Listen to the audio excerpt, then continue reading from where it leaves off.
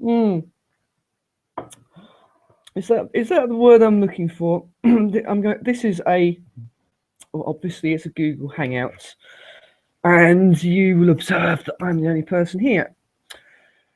Now, what I was contemplating doing, and I refer again to the title of this Hangout, was I was planning to record something of a confessional nature regarding depression, an illness that I'm suffering from.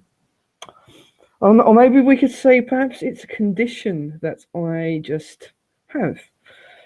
But I realise that it's one thing is that I'm able to use this particular camera directly if I record a Google Hangout. And it just so happened that another person said he would like to be involved in this Hangout. So it won't be just my own monologue. Now,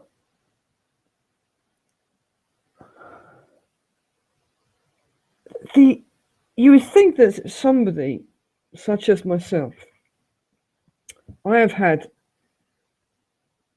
we can say, various colorations of depression since I was about 19. That you would learn most of its tricks. But I think sometimes it takes a few people to talk about it clearly, and not to paint an image in watercolors, so to speak, not to paint an image in oils, to realize that it is more than its concise appellation explains it describes it as. Oh, how much more than it is, and how befitting the title of the Black Dog it is. It is a dark figure that is chained to one's ankle. The little tricks that it plays. It is nature's equivalent of a computer virus that exists to completely compromise the system internally. It is deceptive. It is self-defeating.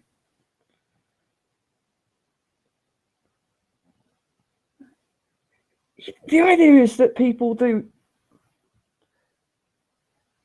what is good for them. You know, I had a therapist once, and he said, look out for number one. I think I was having trouble with a girlfriend at the time. He said, look out for number one. But the thing is, no matter how much you look out for number one, when you're suffering from chronic depression, and that is, I'm going to say, depression that lasts up to a month or longer, a regular thing, when one really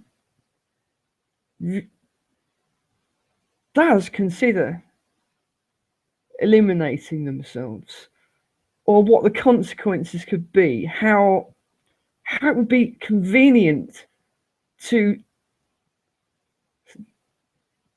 fall away from the mortal coil, so to speak. So one must be good to themselves, right? Yet there's this mechanism that is self-defeating. You don't do the things that are good for yourself. The things that one enjoys they lose meaning. You know what the right thing to do for one's situation is, but this peculiar kind of avoidance takes over. The person is self-defeating.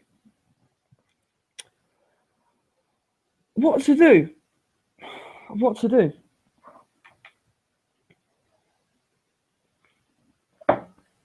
Most people I know I say most people I know, as if that is a great and illustrious dynamic.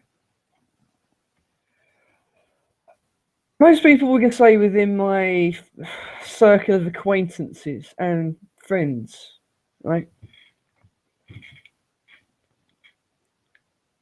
Even myself, I think about this as an option. They'll turn to the bottle. They will turn to the bottle. And it is that is part of the two mechanisms, the two paths that one usually decides to take. One path, kill yourself. On the whole, I haven't considered suicide up until recently, and it isn't that I'm ever convinced that things are hopeless. It is just a terrible existence. One's morale shatters.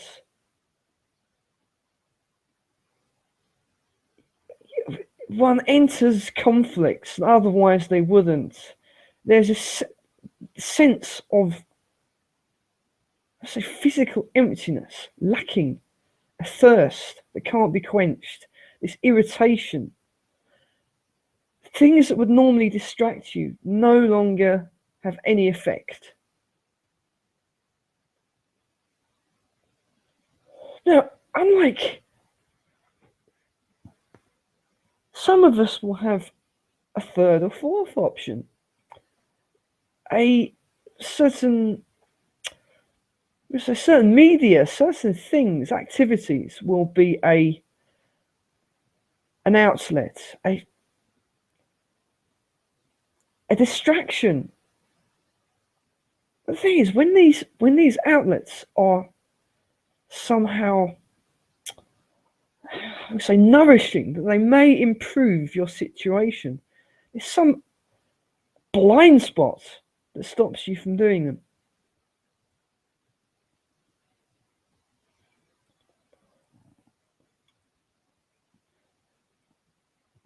Well, I was hoping to talk to my guest. He says he'll be around shortly. Maybe he's watching. I don't know. But so if this all sounds depressing, I don't want it to be. There's something that could be seen as a kind of cognitive dissonance, because as bad as it gets, and it's a pain. It's almost a physical pain. That life itself becomes an inconvenience, existence. But I almost by default lately, I'm able to picture a future when it's over, when it's different, because it's been over so many times. And that fools you into thinking when it becomes slightly better, that's the upwards curve, that's the escalation to a period of calm, of normalcy. But no, it's not.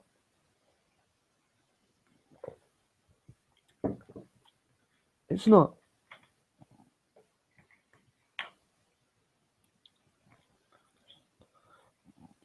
One of the things that I've noticed is, I must say, I noticed this isn't a general view of things. This is my own personal experience, right? It may or may not be your personal experience, right? Okay. That it's like a light switch at times, or we could say the switch that supplies electricity to one's testicles.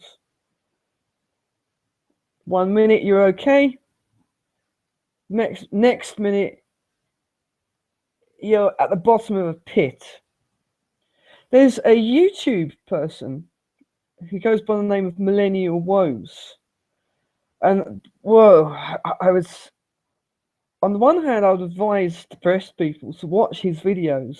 On the flip side, I would say don't. He has some very interesting, we could say quite controversial views on depression. Some that I find are quite hard to swallow, and that's maybe true, maybe not. But I would say quite hard not to see the rationality behind what he says. So if we look back to hominids' early history, that how would somebody with this particular condition, let's think of the typical person who's been quiet, is within a tribal unit, will separate his or herself from the tribal unit.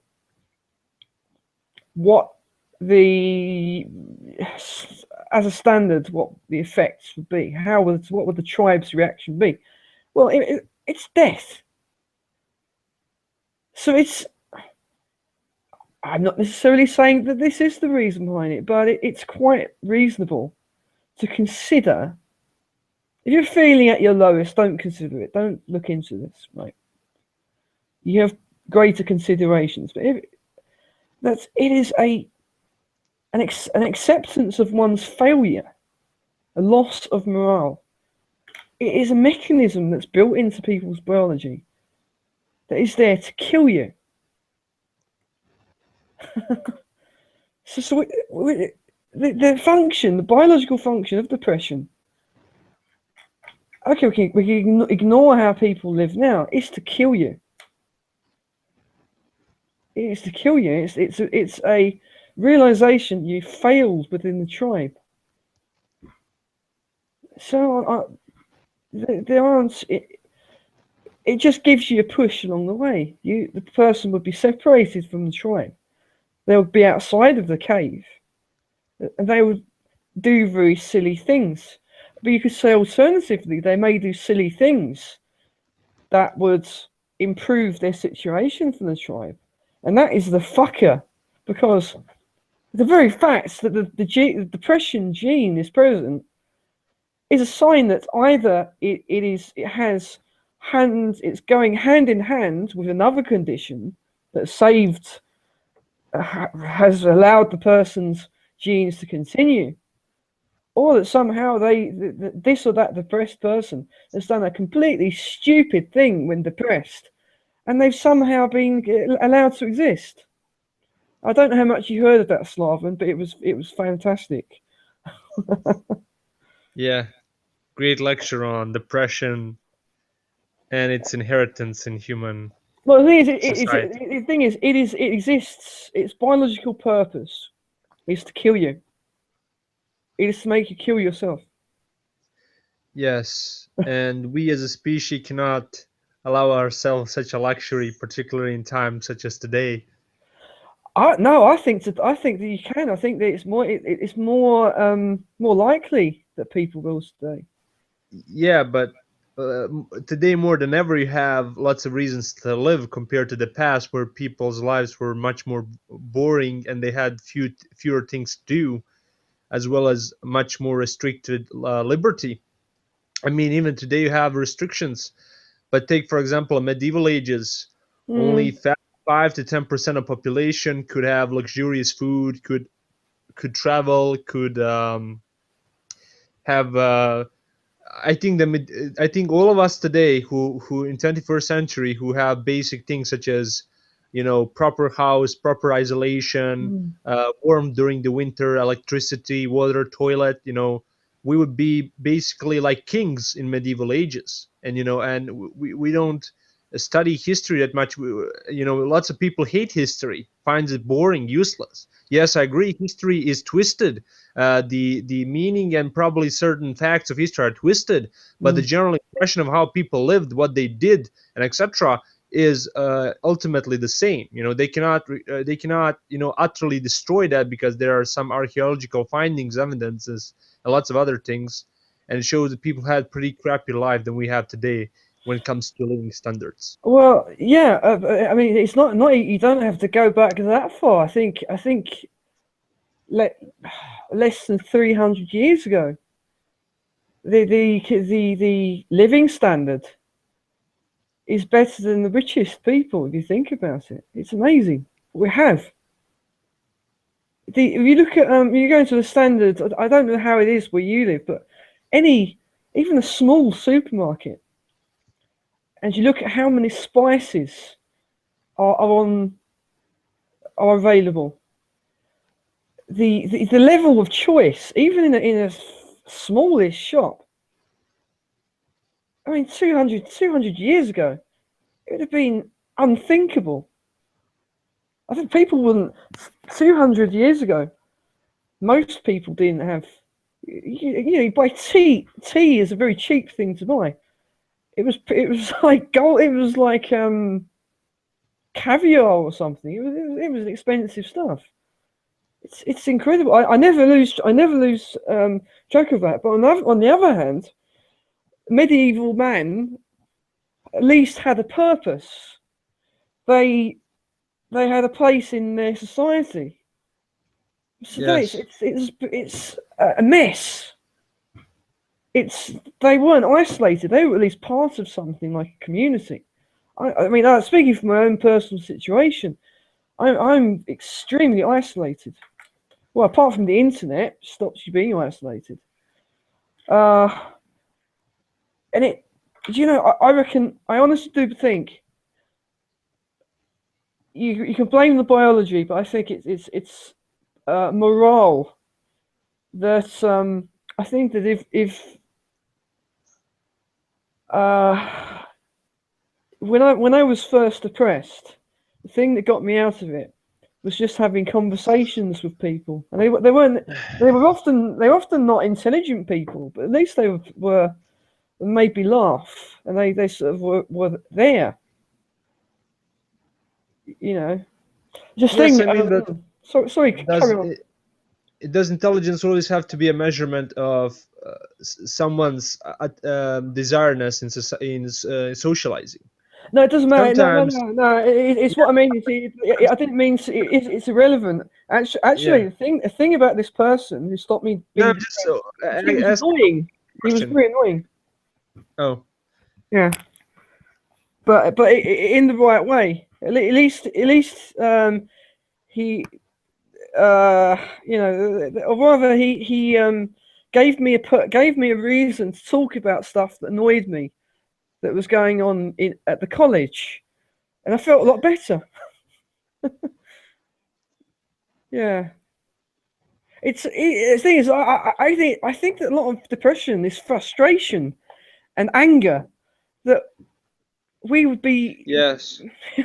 And I think that people feel tied hand complex. They want to do Ah, something, but they're scared. They don't know what consequences awaits them, or they know what consequences awaits them, and they're pissed off because they can do nothing about it to change those consequences. They also fear of retaliation. They also feel fear of failure. Lots of factors are there into play, going into play. I mean. oh yeah, it's what it is. It's a sense of helplessness. It's very strange, but I don't say. At least I can see how I can see it changing. Right? It's not that I can't see it changing, but it's so uncomfortable and inconvenient. It's sort of it. It doesn't seem like a bad thing not to exist. But existence isn't Can I ask you one worthwhile. short question? It is not topic related. No, I don't care. If you, I don't. if you don't mind. I don't care. No, it's all right. So you're now forming a public ranting basically when you put these hangouts on live. I would have done it. No, the thing is, I started this about 10 or 20 minutes before you came along. I would Yeah. have, I would have carried on exactly the same if you hadn't joined. Oh, It's not just a sorry. rant. No, it's not just a rant.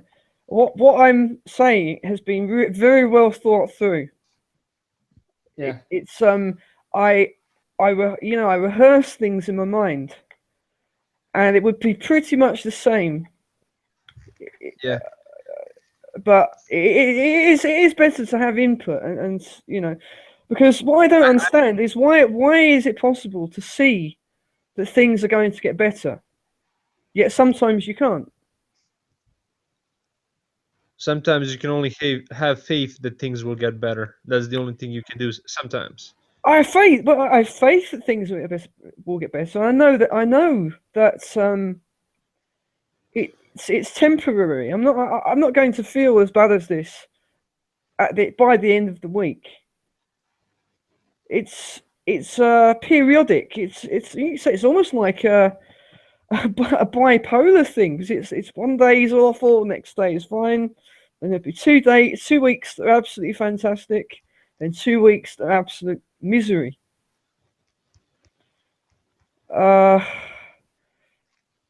yes, and so I'm supposed to be taking certain medications, but it's what happened last time is I felt a lot worse, and you can understand why someone wouldn't take it, because it's quite clear in the the description of the certain medications that you will it's I wouldn't want to feel worse than this. That would be the end, so to speak. I really wouldn't.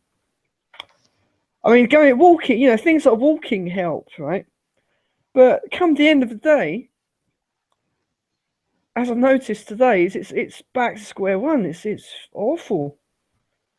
But it's like this intense restlessness that there's no way to distract yourself Yeah. apart from Anyways, hangouts. sorry. Anyways, again drifting from topic, but I want to tackle this question so you can continue with your schedule. I don't want to take your time. Go hang Well, out. ask anything and change the topic. I don't mind. Basically, there are some people in VSS who are amassing a strong arguments that I'm actually a ILE and not LIE, to be honest. And let me explain before you start criticizing their opinions. But they have a pretty Okay. they have. I will not say good because I'm not socioeconomics expert. I'm going to say they have pretty interesting arguments. One of the arguments. ILE being a typology type, otherwise known as ENTP.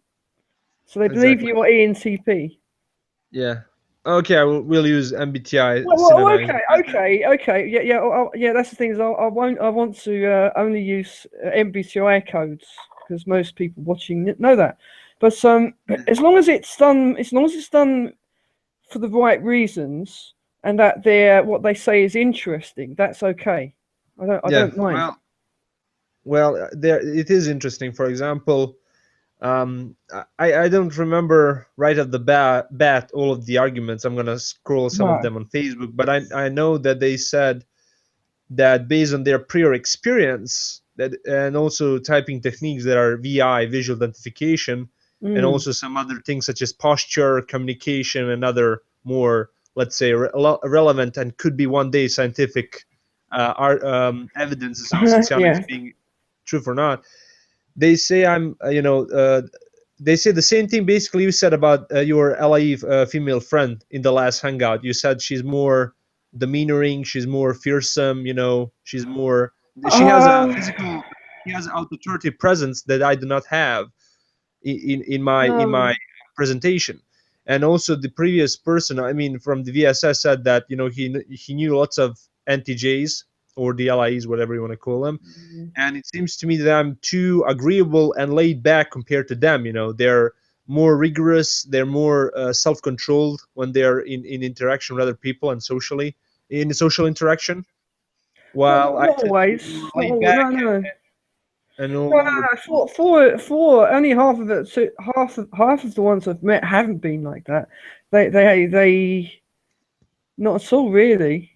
It's so they they are really using their own subjective experience. They're not going back. They're not looking at theory. They're highly lacking in theory. You mean LIEs? And I mean, the people who are members of WSS, they're Yeah, extremely but this lacking in theory. this one is from 16 types. You know, he's only VSS for the sake of entertainment. You know, he's been studying statistics for 10 years, and in the beginning, I thought that the guy is talking just pure bullcrap. But when Mm, he start, he you know, he's SCI, he's a Dumas type. You know, ISFP, okay. Mm. and you know, he has obviously issues with logic in sense of explaining his things, but when you let him explain things, they actually make sense, you know. But it's really hard for him to explain because obviously logic is not his strongest suit, you know. Being T polar type and then TI mobilizing, you know, it's not easy to handle the theory quite well. But anyways, I'm gonna read from the Alpha chat group from VSS where he provided some arguments. Um, sorry for No, you no, making. no. I disagree. It shouldn't stop them from being able to describe it. I think that it's a fact. If he isn't able to describe it properly, That's not at all type related. It's the fact that he just isn't very good at communicating. Because Probably. yeah, he should be. He should be better. Actually, he knows how to explain, but he was actually not in the mood to explain. So I think guess that's the reason why he Huh. was talkative. Um, for example, he denoted some of the stereotypes that are ruling in VSS. That's why I think he thinks with his own head, and he thinks quite efficiently. I don't know how to say it in other words in Efficiently, English. yeah, yeah. Yeah. It's coherent. That's why I give a benefit of the doubt and actually heard him out. Hmm. Um, wait a second, let me just scroll back. Okay, so he has also issues with settling on his type, but that's because he's unstable. And I wrote him, I was the same way going back and forth between gamma and delta. Identified immediately with TFI axis, but still have problems grasping NI/SE and NE/SI.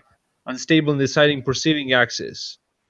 And he said one of the simplest tools I use to type myself for program function is the interest in predicting events in fiction, like movies and stuff. I read that any SI people just like to chill and watch things play out, and NISC types like to predict. In my personal experience, this is true. I watched movies with friends from both quadrants, and it plays out perfectly.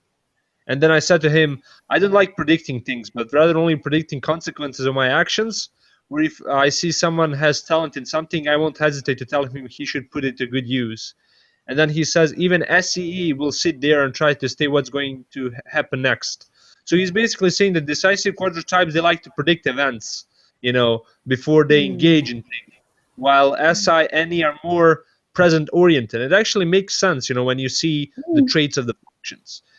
And to be honest, I personally don't like to predict things. I like to predict things when I want to do something. You know, but watch things from cause and effect. You know, from the logical sphere rather than to actually predict what someone is going to do. And then he says here, an IEE actually said to me, "I hate knowing what's going to happen."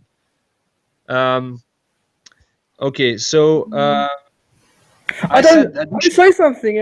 I something there's a certain there's something that many people do apparently is they will read the end. They will read the end, the last pages of novels, and they like to know how films are going to end as well. I don't like to That do is that. insane. That is like an alien. Yeah, I hate. I would never do that. yeah. I also hate that as well, and I personally hate when I take a new book and then somebody in my family starts reading through the book. I hate that. I And I said, say, don't show me anything. Read for yourself. Don't tell me anything. I will go page by page from the beginning till the end. I'll pass the book, but I don't want to know anything in advance. I want to oh have man, I a can tell you sequence what, of. man, this is something that happened to me, right? This is the before the last before it was before the third season of Game of Thrones before it ended. I went into a bookshop and I made a huge mistake. And oh God, how could this have happened? This is what I did. And I'm really annoyed at the publishers. I looked at George R.R. Martin's books. I looked at the back of the books, the description, the blurb at the back. And I found out stuff from the blurbs at the back of the books. What was and I knew that and this is a spoiler alert in case you haven't seen the third season of Game of Thrones, do not listen. I found out things like that Tywin Lannister was going to be killed by Tyrion, had been killed by Tyrion. Fuck! And a so-called friend of mine, told me that Jon Snow was going to be killed.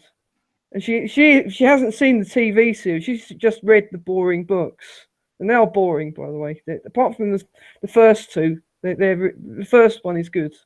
The others are not so good. I said, for fuck's sake, that is a huge spoiler. Yeah, but we'll continue talking about this. Can we just finish this? Tax so you could tell me your opinion because you're more experienced with Satsianics and more knowledgeable. Not as interested, but I'm more experienced. Yeah, sorry, but this is really important. But if you don't want to participate, I won't force you to anything. No, I'm happy to listen. So basically, I said I like to suggest how people could earn money, what profession they should pursue, and etc.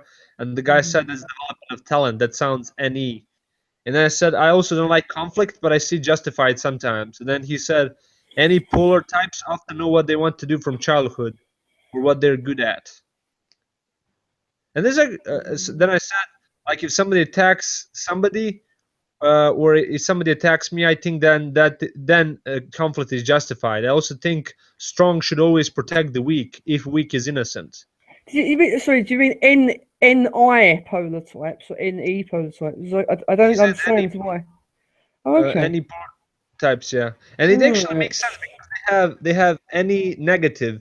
So it's one function, they can only use it in their own life. They cannot use it more big picture, and they cannot use it objectively. As far as I understand, you cannot use 1D functions. You can only use it for yourself, but even that usage is quite limited. But anyways, let's go forward, or I don't know how to say it.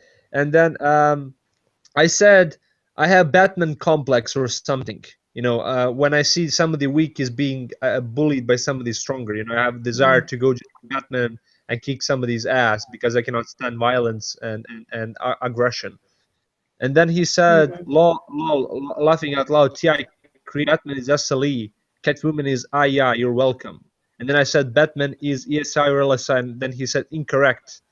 And he said, SP, SO, anagram, instinct emphasizes introversion. So basically, I also like because this guy combined two compatible systems, anagram and Satsianics. They're quite similar because they overlap to a certain extent. So basically, he's saying that Batman's so-called introversion is hindered by his instinct in anagram rather than by his Satsianics type. Okay. But then Batman is 6. Batman is any type 6. Yeah, but he's definitely SE because he lose lots of volitional force. He force himself through things rather than to. I could see SLE, to be honest. Batman isn't. Batman. The thing is, Batman isn't real. Yeah, so it's hard to type him. But anyways, to make long story short, I say Seriously, I don't see Ali protecting somebody for empathy's sake. Someone who would break social rules would be Ali. He would say, "Fuck it, I can't stand watching this," and he would protect the person. And then Dustin said, I mean, the person who said, "I knew a couple in real life who were very Mm. much like the duo. He was totally like Batman." He's talking to that guy who's SLE. He had this warehouse for his business in the downtown area. Nobody knew about it.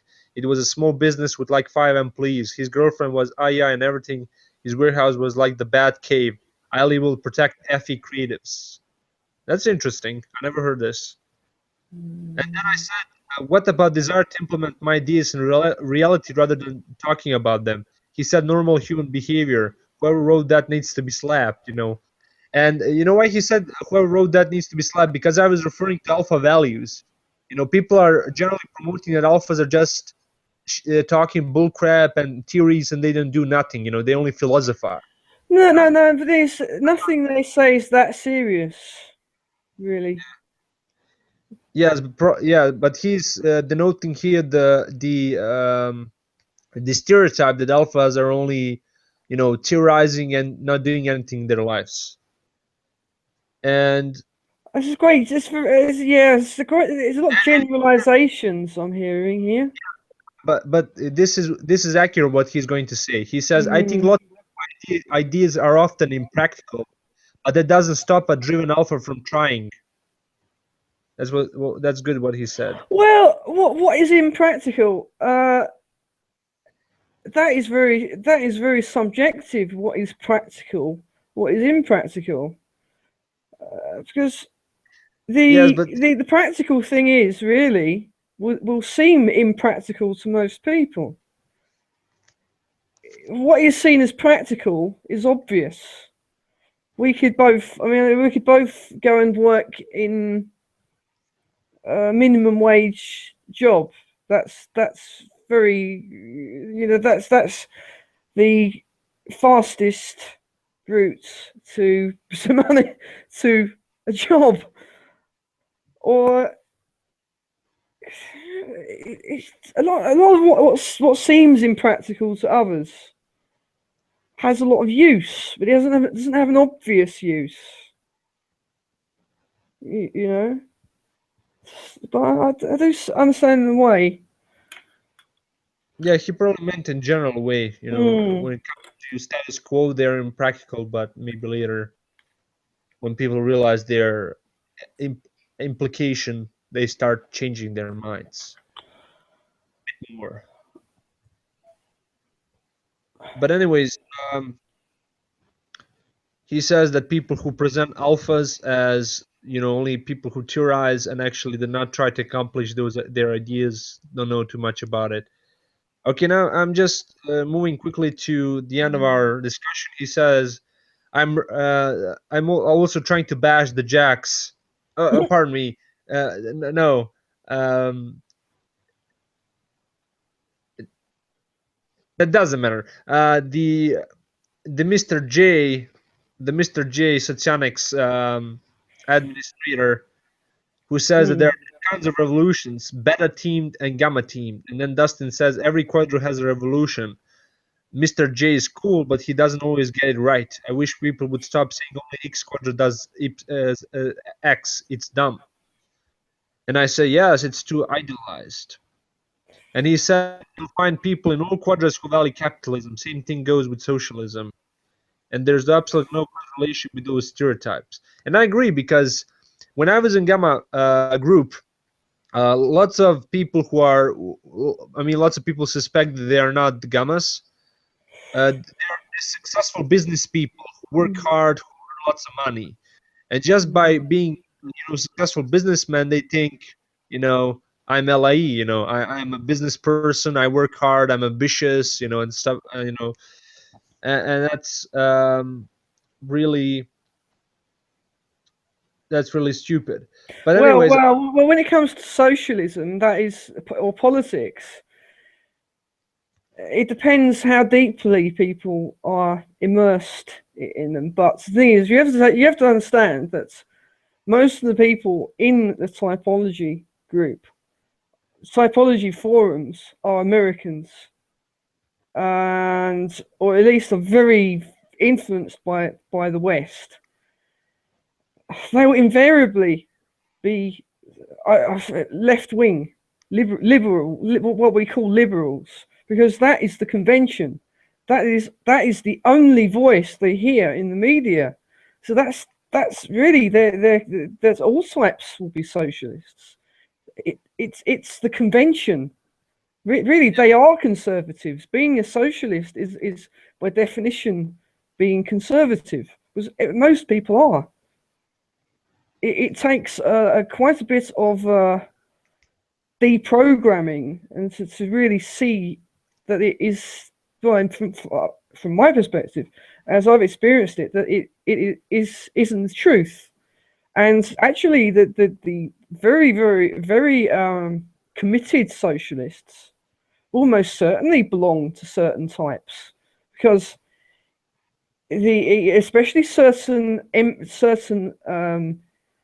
Enneagram types, because it has a lot to do. Socialism, it has so much to do with envy, and it also has something to do with bad functions. People who are very bad when it comes to the practical side of their life, they are bad with money. They make very awful financial decisions, and they have a lot of envy of people, largely those who have their own businesses or are rich due to being in largish businesses. They hold their in contempt because of Yes. it. How would you justify that those people who are, financially successful? How would you justify their immediate correlation to LIE type? Why they're convinced that just because they're successful in business and they're ambitious and work hard every day, that they immediately assume they're anti-J type? The They shouldn't. I mean, there are there are there are hardworking people of all types, really. You it's it takes a greater understanding of you. How can I describe it? You will find certain types will be more focused on a single activity, but that doesn't necessarily mean that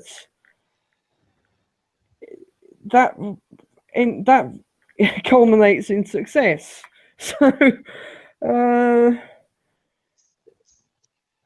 you could analyze which types don't have any space not to be active. They're not as inactivity is not something that is part of their nature, if you want. It's curious, really. I mean, I can find some of the most popular, some of the most productive people on YouTube, for instance, who are ENTPs. I know some who are INTJs, various NFs. But it does seem. One thing I'll say actually is it does seem to me that in broadcasting, an unusual amount of for some reason, this is my observation, and that there's an unusual amount of them lately seem to be ENTPs and INTJs who actually are being very productive in. Yeah, I wonder if it's because they. I think that may be something that socionics ignores. That it's not the quadra temperaments; it's the we say the conversation. What you call the club temperaments. That the yes. NTs are not. They don't have it. They have their allegiances are with two ideas that are right. Their allegiances aren't to other people's feelings. You see, there may be allegiances to morals. They know this is right, They feel this is right, but they aren't allegiances to what will please other people, what will please this group. In fact, that's quite depending on which of the NCs you talk to. On the highest end of it, the INCJs are extremely phobic of what they see as groups, even if the group have their own politics, have their own interests at heart. They don't like the appearance of this group. That there's this uniformity. They're not really part of it in the same way. Do you type other people based on the vibes they give? That's. I don't know. Term. The guy said that I had an ILE vibe. That's what vibes.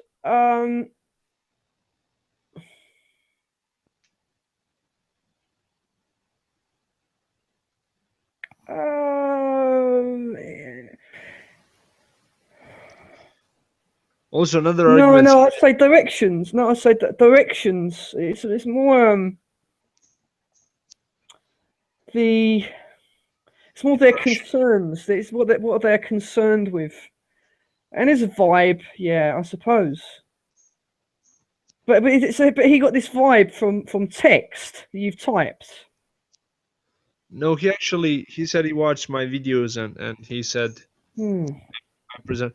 But I'm gonna give you more arguments he has. For example, I said, okay, you think I'm ILE, but how does LA vibe looks like? He says a lot more harsh. I mean, how it is compared to ILE? He says again a lot more harsh. Then I ask anything else. He says LA aren't really friendly. They're a bit. How they view life? That I asked. He said they view life rigidly but very insightfully. And then he said he will send me additionally examples, but he doesn't like to feel words. And then he said, no matter what you do, don't type yourself on the basis of the false belief that another type sucks. Both types are positivists, but any is an optimistic function. And then I asked, how is it better for practically oriented jobs like engineering based on type traits and valid functions? He said, I'd say analogical type typically does well in practical jobs. And then I said that his observations make sense because if I compare myself to Peter Bartle, he's more withdrawn and calculated with his involvement in VSS, while I'm literally all over the place, not being so calculative how and when to be. I mean, I can be, but I have continuously put my mind to ID block, I guess. Okay, then he says something about FI. And then I ask, I said, so there's the last question. Why others are deceived I'm LA when I try to best to act naturally in interview? I never acted any type and I don't know how. And then he says they just aren't very experienced with typology. And I also says, I always had intention to present my true self. So pay attention to this sentence. This is really crucial. Always I had intention to present my true self and thus be accurately typed. And he said that is the trait of ILE to say such a thing. And later he wrote, I've been involved for 10 years almost in Sationics. And then I asked, so where they make my mistake in my typing? Then he says, don't ask me why. I can say I'm not them. So how do you analyze the last sentence that you marked? It's Gestalt. Isn't my true self FI? He says, I think it's more indicative of more general desire for fulfillment of a feeling function. F is seeking in this case. And then he says that his hidden agenda is TI. He says he likes when people tell him he's smart, so he often tries to present himself in a way that makes other people boost his ego in the department. That's hidden agenda for him, since he's SCI. He says it's an unconscious thing that took me years to figure out that I was even doing. So hang on. So the FI as a hidden agenda, they really want people to know how good they are. Is that what you mean? That they have good values. No, he said he's TI, a hidden agenda. He likes. Ah, right. Also, again, so after I was realizing that this guy actually makes sense, even if his arguments are not so analytically written as it is expected in VSS, I said also something that goes in your favor is that someone told me LA come more commanding and fearsome while I'm more laid back and attractive to comparison. And this is where I was referencing to you, but I didn't mention your name. And then he said, "Yeah, I agree. It's hard to type some people if they've lived in out of the quadra environments for a long time because they adapt to the Mm, expectations of others." I like his approach here because it makes sense. If you're an alpha type and mm. you're raised, for example, in beta or delta surrounding, your natural positions and disposition towards certain values will be, sorry for this bad language, basically fucked up. Because you will lose the sense of yourself, where you naturally belong. Don't apologise for swearing. I will try not to swear. But it's my guests are allowed to swear, but I won't. It And makes I think, it's said in the correct context. It's very interesting. What I find interesting is he doesn't seem to have an ulterior motive for this. yeah, and He's also he has, wrong. He's completely wrong, but he doesn't seem to have an ulterior motive. yeah, but the reason why I pay attention to him is he actually thinks with his head. He doesn't have that Yeah.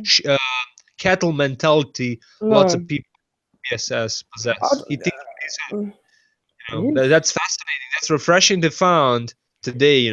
When it's easier to accept other people's opinion rather than to think with your own head and see if that person is right or wrong and whatnot it is. Well, these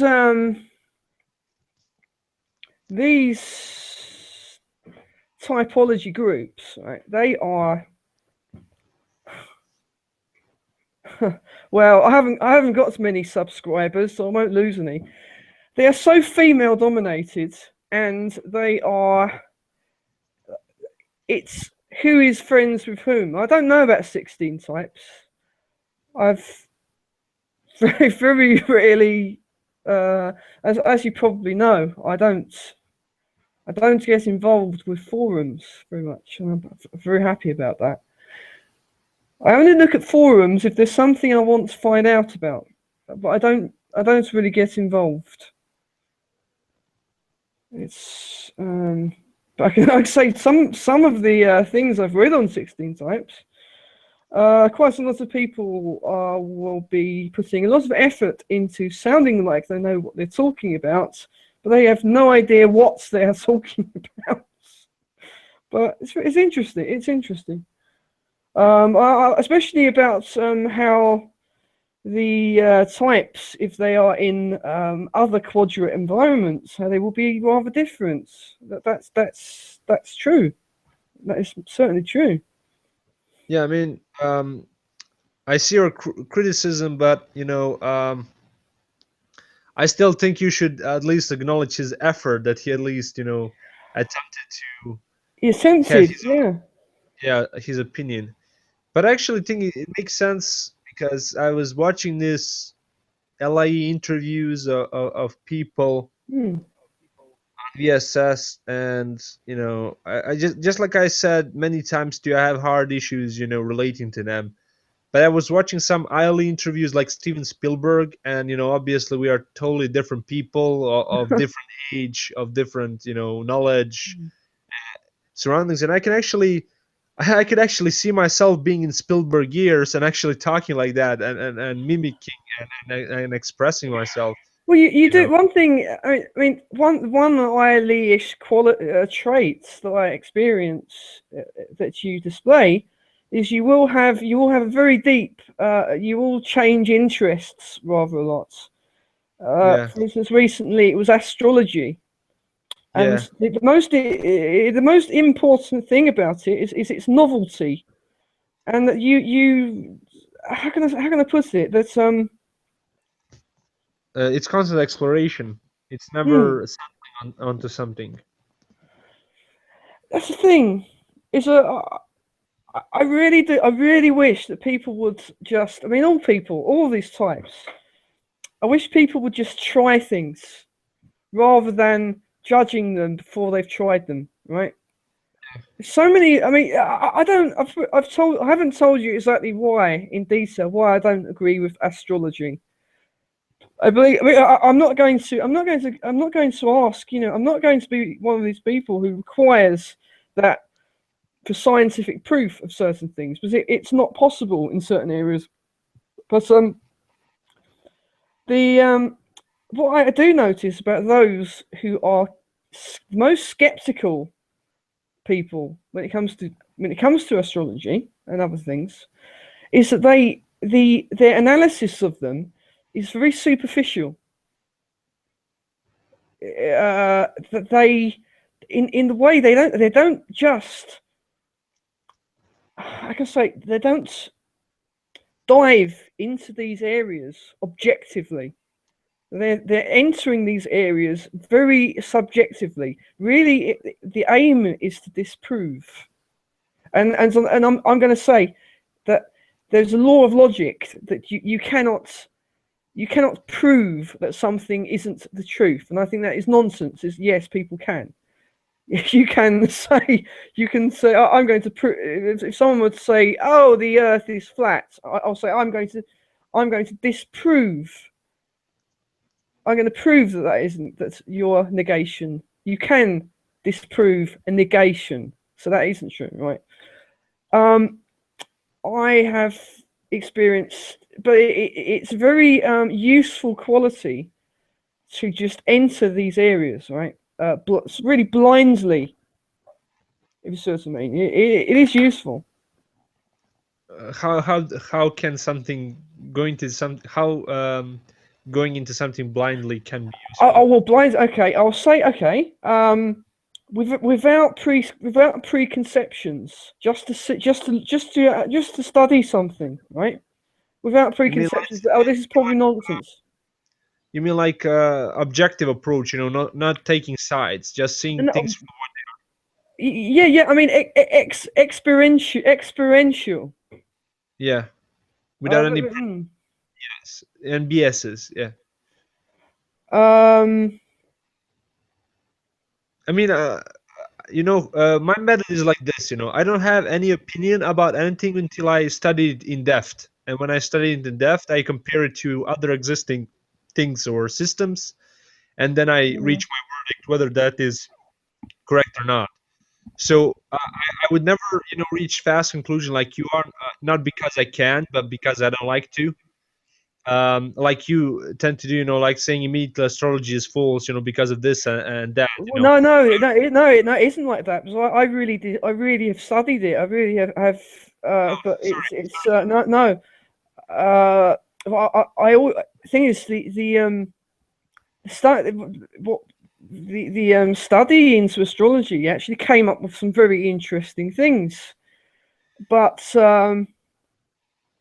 the all I say is I'm not entirely convinced by the the study that says this is why this isn't true, but it was very, to me, it was very satisfactory. One of the things is that the person doing this study found things that they didn't expect, and they found that actually lots of people resembled their star signs, but it was only the people who knew about astrology. It's odd. When it came to people who didn't know about it, were not immersed in it, that he said they didn't see any patterns. But when it came to people who were into astrology, he saw very, very clear patterns. In fact, most of the time, they resembled the types. So that's all that it concluded. That, but I also say that I've had very strange experiences of bad experiences. I had a professional astrologer create my horoscope, and on the surface, it was nonsense, but lots of it made sense. The thing about an astrology reading is if you give the same reading, the idea is if you give the same reading to most people, it will make sense. But the thing is, I've done astrology calculations for people, and I can easily see that this has nothing to do with me. I've done the marriage. I've done marriages. I've looked at the marriage compatibilities between people who've have very good marriages, and he actually came up with why it was actually excellent, really, really good. But what someone showed me was a thing that was an archetypal form of astrology that actually comes up with results that are rather like the Enneatype. And actually, what it showed was actually very much like the Enneagram. It said, "Oh, this is the Enneatype sort of Enneatype 6 type characteristics," and it gives people an archetype, which wouldn't fit. It wouldn't fit most people that I know. So I'm open. I am open to look into it further. The thing is, but I say the evidence against it is quite strong. But there's also the thing that a lot of people are using these tools in the wrong way. So I'm not sure. I'm not 100% sure. I think Slavin's been. Are you still there, Slavin? Yeah. So yeah. I was just. I didn't want to. First of all, I didn't want to interrupt you, because you were talking really, objectively about astrology. And the second thing would be that I think I was going through this forums, astrological forums on my native language, and I found the one astrology chart. They say it's the most accurate. I'm just going to find it again here so I could suggest you on.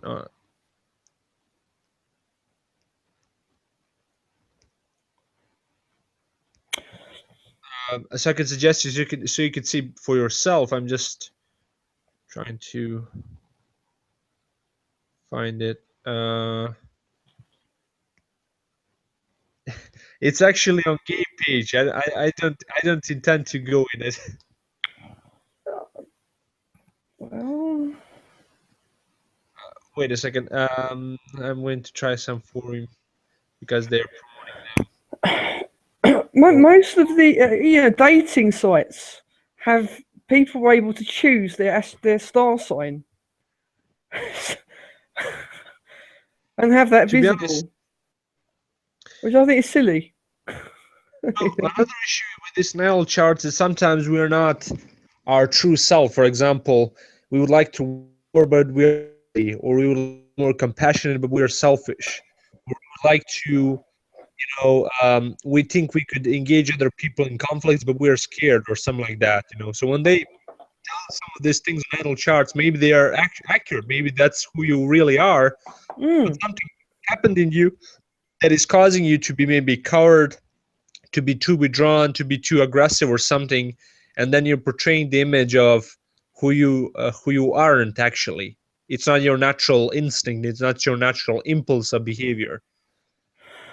Well, yeah, there's That's the things I was going to say. Is it's the astrology reading that at the time, on the surface, it wasn't true, but deep down it was. One of the things that I remember was in nature, very strong instincts was risk taking,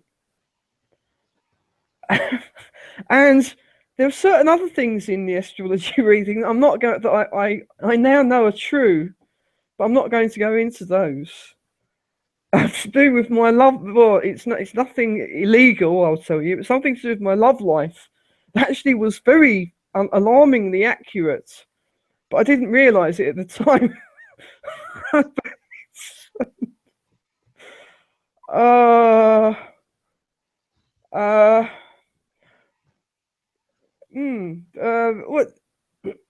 I think it was the basic, but essentially,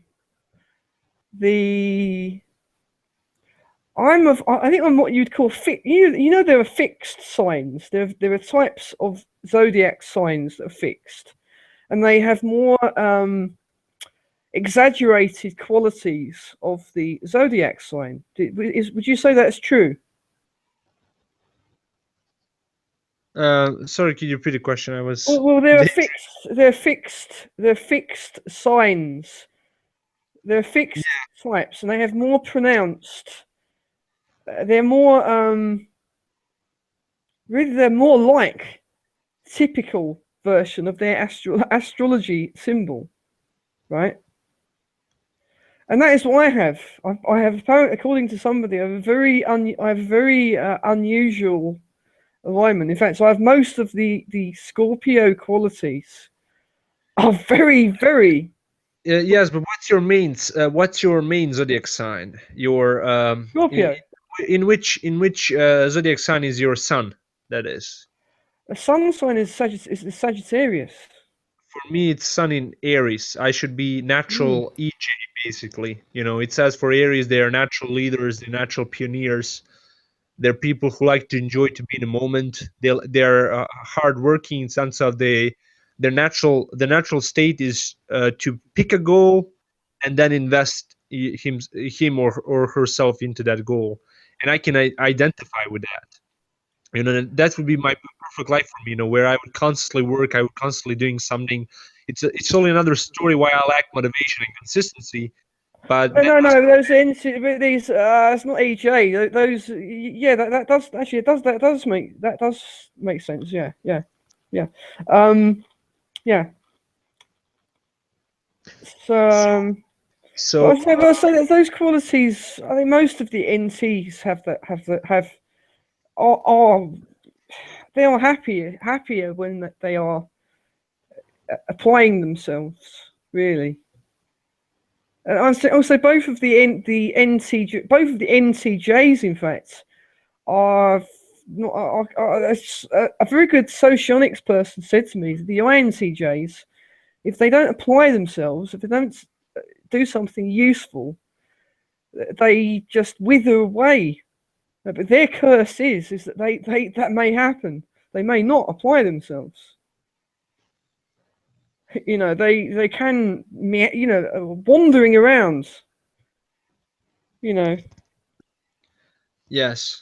but at least they're useful. They can be useful. They can do. They are practical. They may not seem practical, but they can be. They can. Um, Yeah, so I identify with that, yeah. but but also the issue is when I and this was my initial days in high school is when I was being my true self, you know, when people were just in the initial stage of acquaintances. One guy, and I don't know which type he is, and it doesn't matter, you know, because he's a hypocritical son of a bitch kind of snake. No, that isn't the Wiley quality, because they don't have initial phases of acquaintances. They have very no separation between acquaintances and friends. Yeah. Anyways, you Yeah. know, So yeah. he accused me of being bossy and cockish, you know, arrogant. And I said, "What the heck are you talking about, man? This is my natural self. Are you deluded? You know, that's what I said. What the hell are you talking about?" um. So he was Yeah. pissed out with that. I don't know which atmosphere ruled in that class, but every time I was cracking a joke, people instead of trying to hear me out, you know, they just were Yeah. ignoring me, you know, and I just was Ah. I don't want to pay attention to these jerk offs. You know, I'm just going to be silent. I'm going to mind my own business. I've tried to socialize. You know, I've tried to lighten the mood up. You know, we're trying to, and this is why I think I'm an ILE because this is what ILE would do. He would start to crack some jokes, and when he would be ignored by other peoples, he would get pissed off, and he would just be suddenly cold. He wouldn't pay No, attention to. no. That's what how it would be in a group if it's the wrong quadra. I would be like that in an alpha, a group of alphas. I don't know It's which. I will try to describe in my class. I would really like you to help him because I was in primary school. There were more violence, but primary school was 100% more interesting than a high school. In high school, there were no I did not had any necessities to go into physical fight to defend myself, but it was the most boring experience of my life. Those 4 years, I was barely waiting to get the fuck out of that, you know, white colored storage house. You know, it was basically like a combination of mortgage and hospital. You know, it was so boring, and people weren't making people there weren't making my job easier there. You know, basically I would say the group was, they were, how to describe this? Okay, so there were like nine, there were 10 people, not 10 males, and then everyone else were females, you know. But some of them were arrogant, some of them were closed off. Basically, people divided in small groups, you know. And those nine guys, you know, they were telling dirty jokes. They were, you know, using lots of sexistic language. They were talking about who was the strongest guy in the city, who fucked who, and those stupid, boring, gossipy things. And if you did not know of whom they were talking about, and you were trying to talk about some general topics like politics, economic, science, they would just look at you like you're like you're a gray alien from the planet Mars. Basically, I don't know how to say it in other words. And I was They so sound, pissed. they sound like beta. It sounds very beta. Yeah, and there were maybe one or two people who were like this macho mans, and they were leading others, and I was the only one resisting and ignoring their influence, and everyone else were like their bitches, basically listening to what they say, you know, valuing their words over yours, even if you're sometimes correct and they not. For example, one time they said didn't do any homework, and I said yes we did, and they said no you didn't, and I said I have evidences. And then they laughed. He has evidences, and I was like, "What?" And I was thinking in my head, "What the fucking retards?" You know. It's amazing. It's amazing. If the teacher, and it was, you know why I said it, because if we did not do the homework, we would do that lesson again, and I didn't want to waste Oh, another class to the stupid lesson. I want to go on. I want to learn something new when I'm in school. I don't want to learn the same crap over and over again just yeah. because you're lazy fucktards and you want to delay. And then they were laughing at me. Oh, he has evidence, you know, like a pack of monkeys looking on yeah, wool paint in the color of banana. I don't know how to say that. What are they? What are they that they are doing is like exactly the same behaviour you'll see amongst chimpanzees. They're just displaying themselves because they're prancing around, advertising their genes for whichever female will walk past. It's such simian behaviour. Yeah. So It's not. You can't really blame it. You can't really blame it on any quadra though. It's so simian, the behaviour. Yeah. Uh, I think their hereditaries will need to do some serious evolution work if they want to keep up with the rest of the world. Oh no, their gene, no. These, what I see is, I think they are. This is evolution. That their genes will probably carry on. They will. It's what I've noticed in society is it's regressed. There was a theoretical period of society where you look at the other great apes, where one alpha will have access to countless females. With human society wasn't like that. That it became monogamous. One woman for one man, etc., etc., and it was apparently an orgiastic period where there were different criteria to who would eventually pass on their genes. That is why we have these strange, we can say strange geniuses in the gene pool, if you see what I mean, because something else was attractive, so to speak. But as it seems to be now, the whole social scene, that it is these alphas, these alpha gorillas who are having sex with more people or having more children. It has nothing to do with these. It's not peculiarity.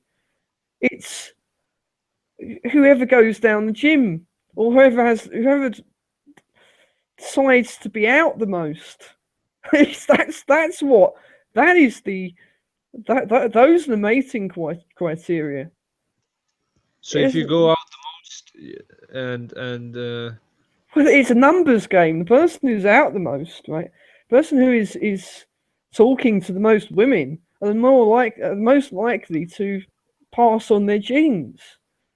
That the more intelligent people consider things, especially introverts will hold back somewhat. They will contemplate what they're going to do, and they will plan pregnancies and things. But the ones who just have accidental pregnancies are these extroverted sensation types who aren't the examples of them who aren't the most intellectually capable, who are dictating what the gene pool, what the state of the gene pool. Have you seen that film, Idiocracy? no. Well, this American football player goes into suspended animation and wakes up about 100 or 200 years in the future. In the future, the majority of people are stupid, practically like rednecks. That's the view and Mike Judge, who wrote this film script, he shows why this was. The more conscientious people who are, because the people who are, how do you say that, are productive, intelligent, conscientious people, they plan how many children they're going to have. But it's the dumb fucks who just get anything with two legs pregnant, who are having those children, who are their genes dominate the gene pool. So the future will be just these idiots. Yes, but I have to tell that females are partially guilty. Why they They're pick those idiots? completely guilty. They are the most guilty. They are attracted to bad. They are attracted to these bad boys. That is all. That is the only thing. It potentially look how many women are attracted to criminals. Yeah.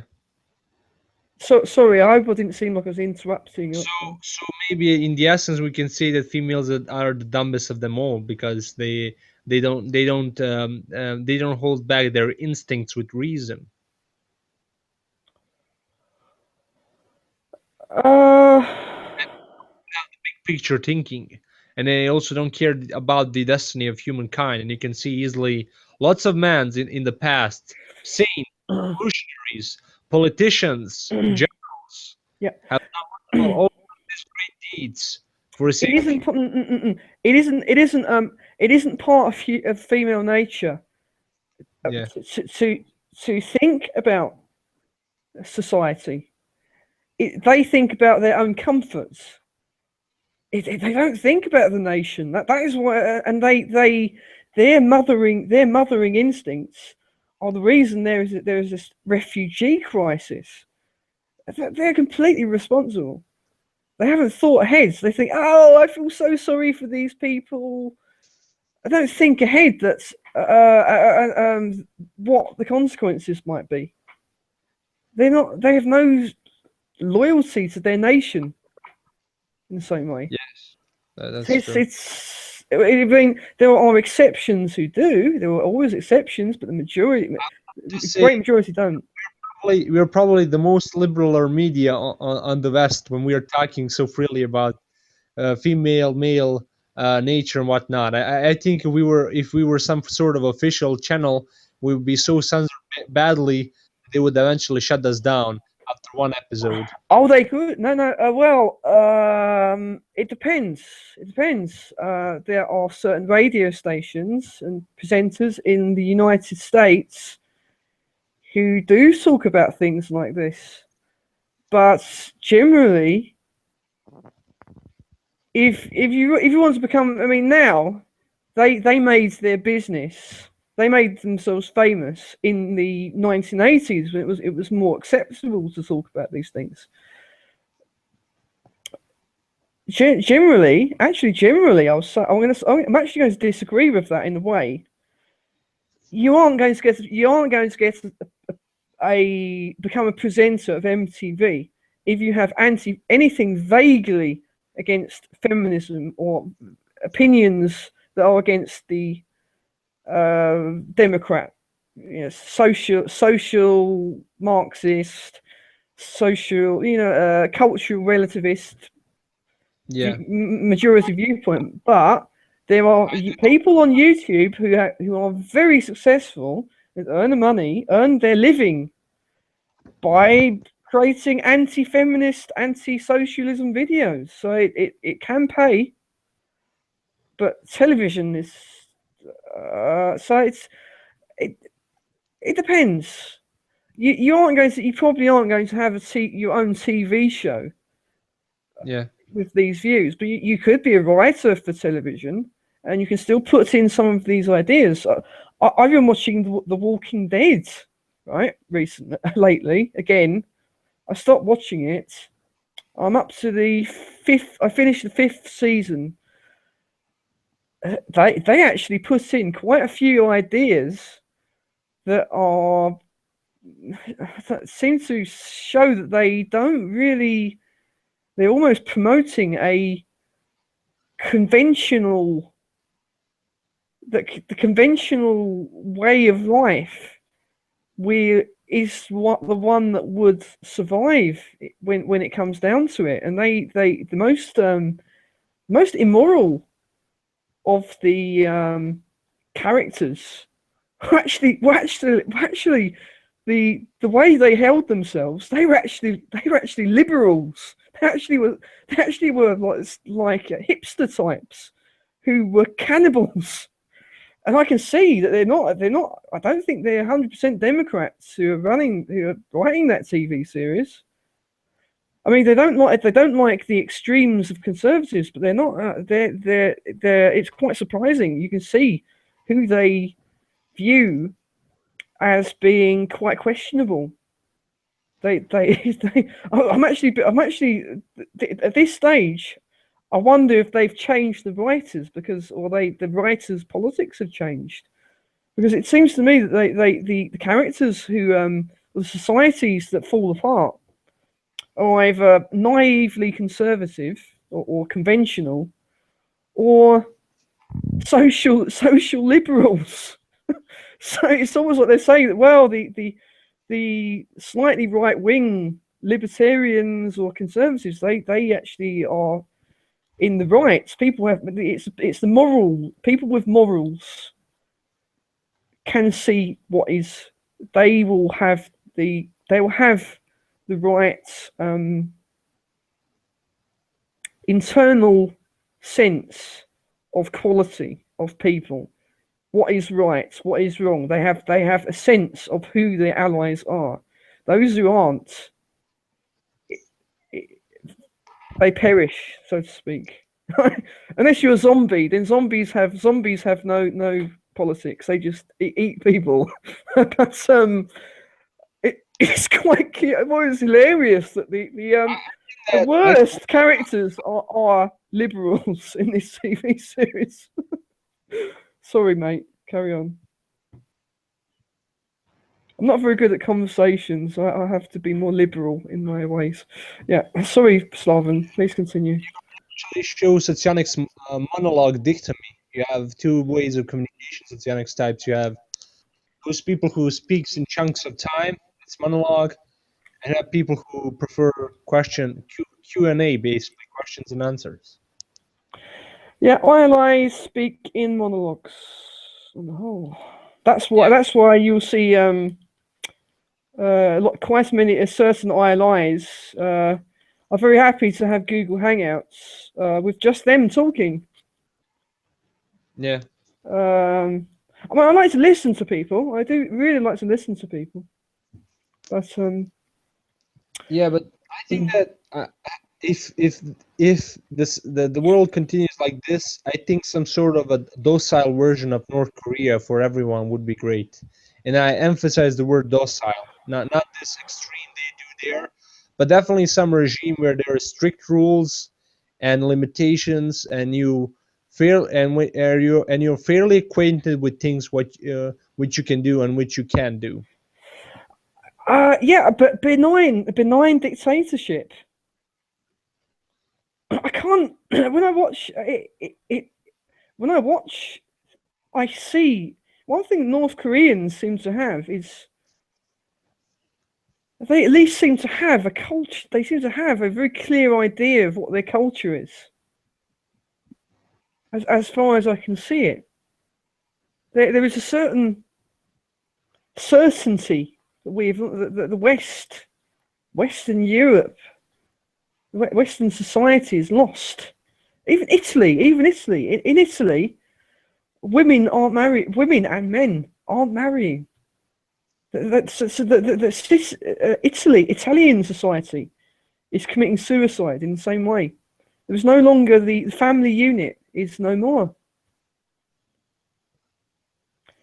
The more so apparently successful and people with the higher education people have, the greater their economy, the more careful they are when it comes to family planning, and the women are encouraged. A book that I'm reading gives them the option of having children when they're in the mid to late 30s, which is so that their fertility is extremely low. Male fertility amongst Caucasian white males is getting lower.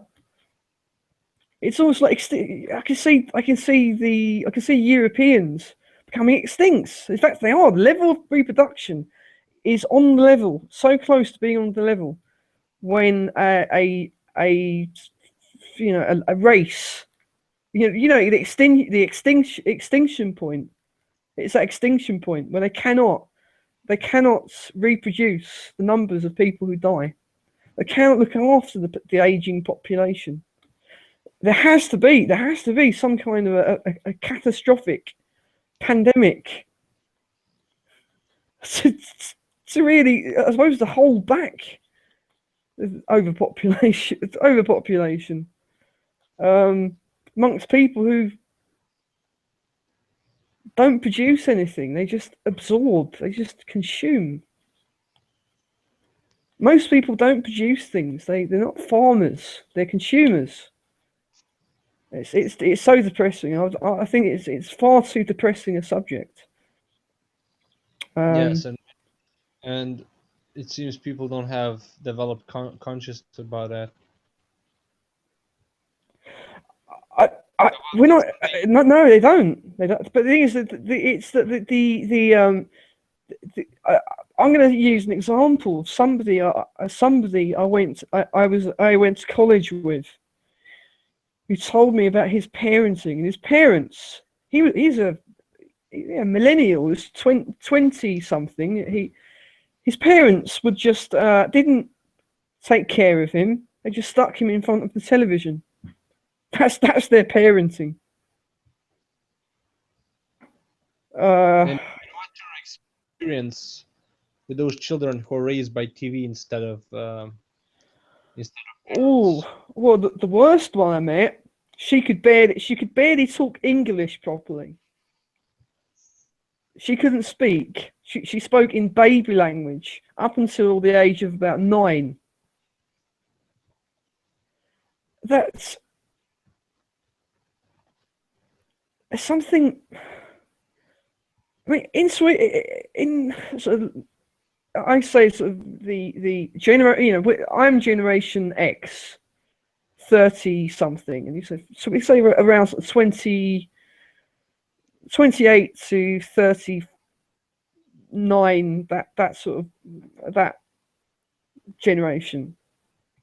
Most people were put into daycare when they were about sort of 6 months old, let's say 7 or 8 months old. And there's something that's morally lacking. The parental bonding hasn't really taken place. It's something it's very hard to describe.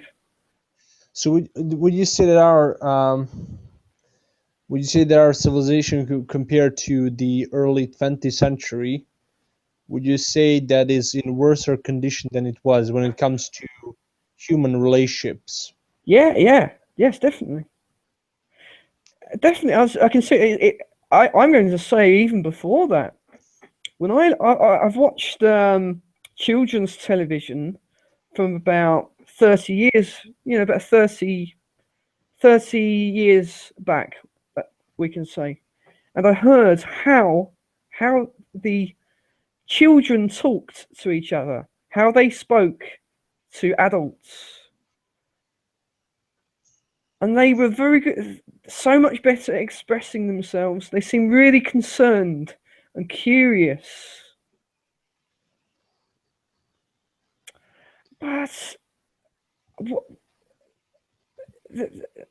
even that far, it seems even during the 90s, when I listened to certain radio programs, I even think about how things were in the early 90s, up until the mid 90s. That it was really the end. It was the end of the 20th century. It was just like clearing out a sewer. Everything was being destroyed. The last remains. But there was there was actually a lot more freedom when it came to what we could say publicly, and that's been completely eroded. I mean, I may have told you this. I had a YouTube video removed, and they didn't bother to tell me why.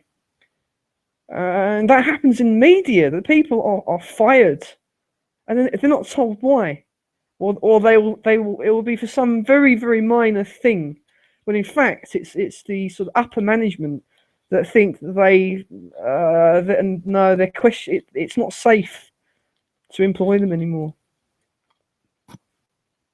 It's curious. It's very I can't see the internet being as free as it is for much longer.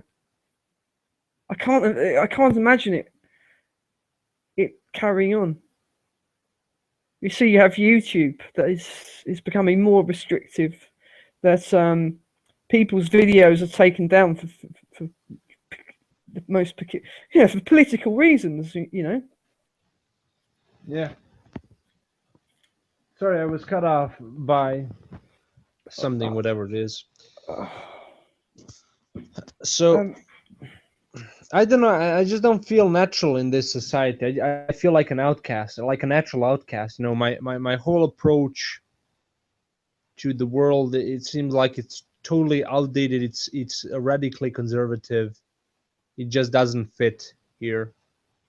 And to be honest, the how world actually works right now, it doesn't fit me as well. So it's the war, me against the world, basically. Yeah. We are dictators. It's. I mean, there've often been people who feel like they belong to another time. I feel the same way. I don't think that I truly have felt that I belong to any time that I've been alive. It's it's oddly, if I had the choice, I would probably go back in time to the early 80s. It seems that things. I would go maybe to more peaceful times. Well, they weren't quite peaceful times, but life was much more static. Maybe late medieval age, Renaissance.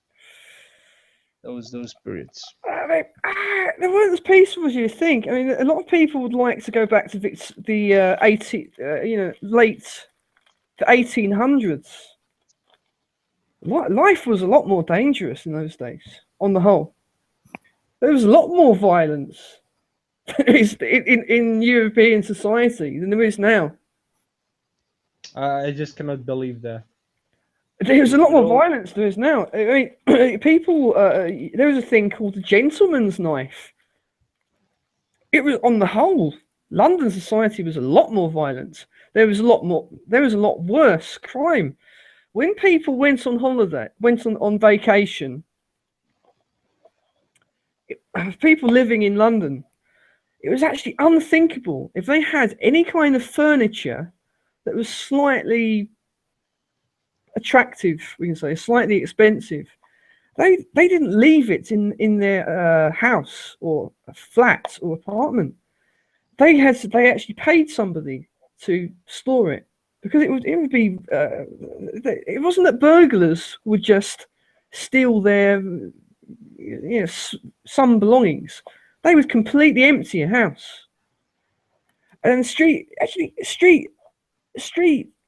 crimes such as murders, stabbings, were a frequent occurrence. It wasn't something that would really be as important enough to be in the newspapers. But people were more well mannered before than today.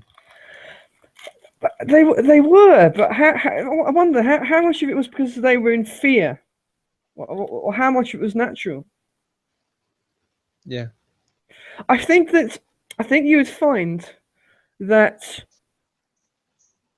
because they didn't have the means, they didn't have the telephones and such. There was more of a requirement for them to hold contact with others. It does seem like that you had to. There were less forms of entertainment, and I can very well believe that people were. There was more of a sense of community. I'm convinced of that. There was a working class community, which there isn't now. Up until quite recently, up until sort of very quite recently, it's disappeared within the past sort of 40 odd years. There was a working class community. There was a middle class community. There was an upper middle class community. But it's the lines. Everything's. There are so many areas of grey, and so I could say in it hasn't completely gone away.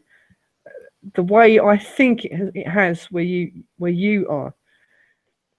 It most certainly has in this country, the Scandinavian countries. It is.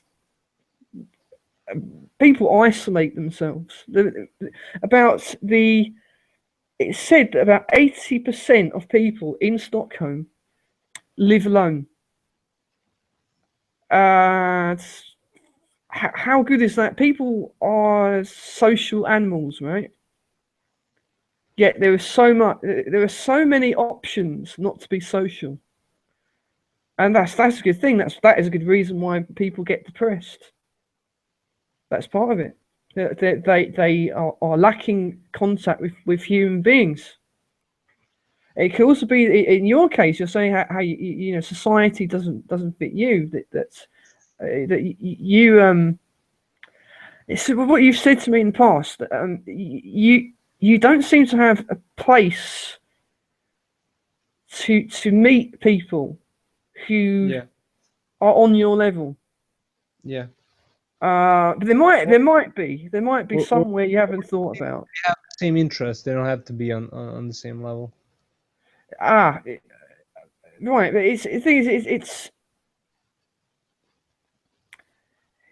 it's when it comes to I'm going to say in terms of generation. So we say on the whole, nightlife, as I've seen it, in most of the countries I've lived in, it's very mechanical.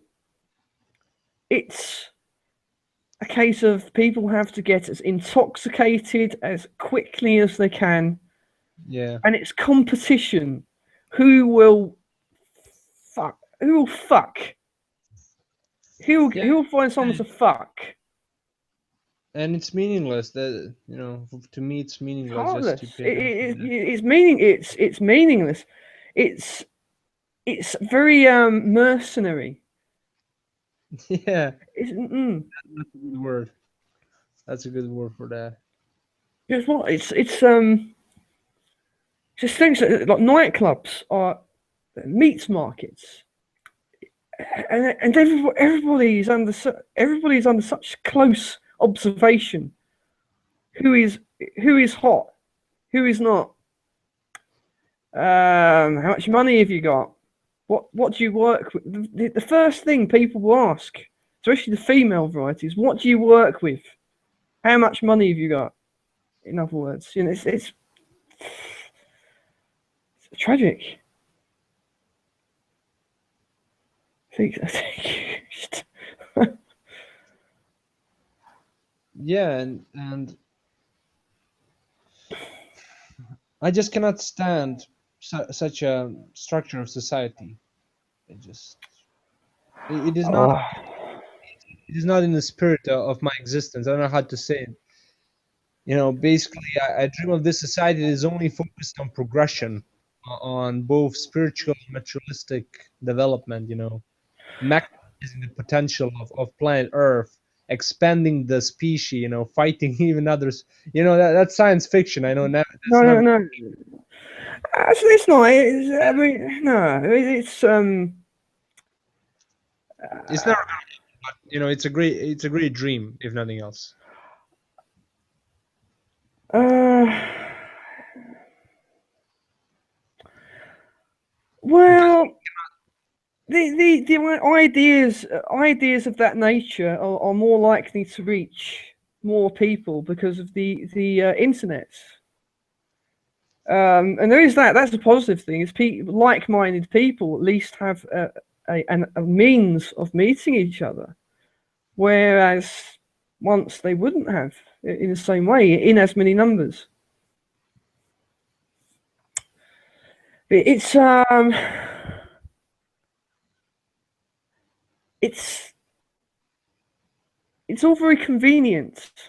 So people are sold convenience. So okay, why go out? Why socialize with people when we can just sit at home watching DVDs? Isn't that better? Isn't that easier? Um, or we'll go out, but it's not efficient enough to wait and just sort of be mildly, mildly tipsy, mildly drunk. No, you have to push it to the limits. It's almost like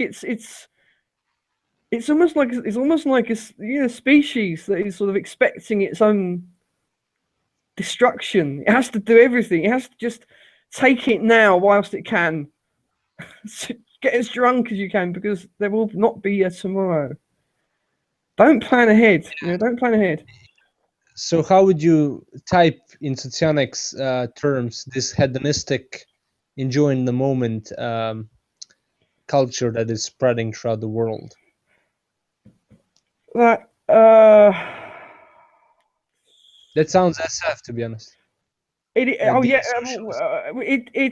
it is completely sensory. They do not think about the future. Do not think it's what you call short termism, right? It's short termism. So I'm going to turn my camera off. Your sound is very good, by the way. I can hear you very clearly. That's great, thanks. I want to thank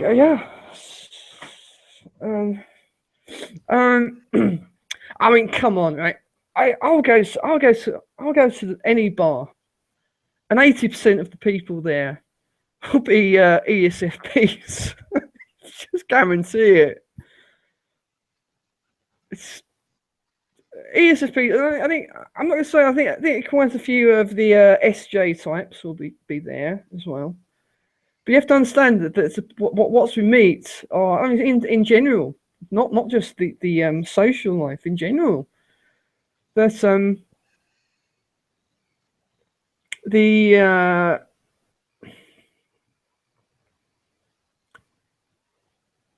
look at okay, for example, look at the environment. Don't plan ahead. Don't plan ahead. It doesn't enter their psyche. What happens today will have repercussions 10 years, 30 years, 50 years in the future. And I can see it clearly how things are turning out. It's there's a guy on YouTube who calls it the dark enlightenment. But I say it's not necessarily going to turn out like that. I have reason to believe it may not, because there's a point where people get so sick of it, and they think, well, maybe things are going wrong. Things have to get so bad before society in general gets worried. I don't look forward to it. I don't look forward to this sort of the next sort of catastrophe or social catastrophe. But the only small thing, a small bit of joy that I'll get, I'll be able to say, I told you so. You didn't listen to me. I saw this was going to happen. I saw this happening in the 90s. No one listened. I do Slaven. I mean,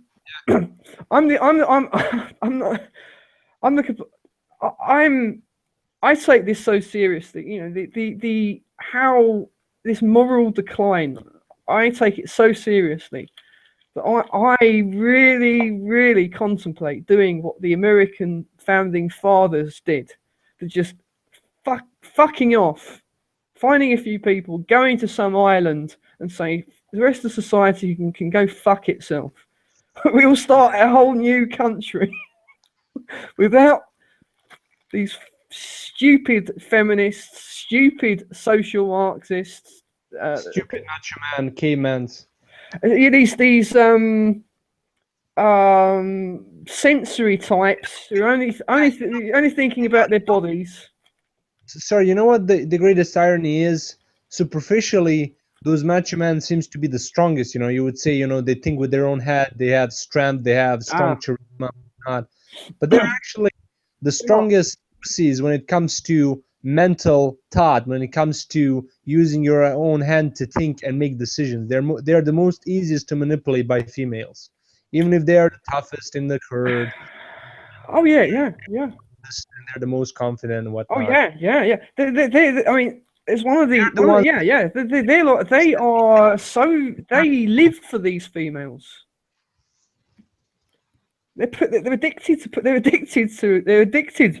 to confirmation from women.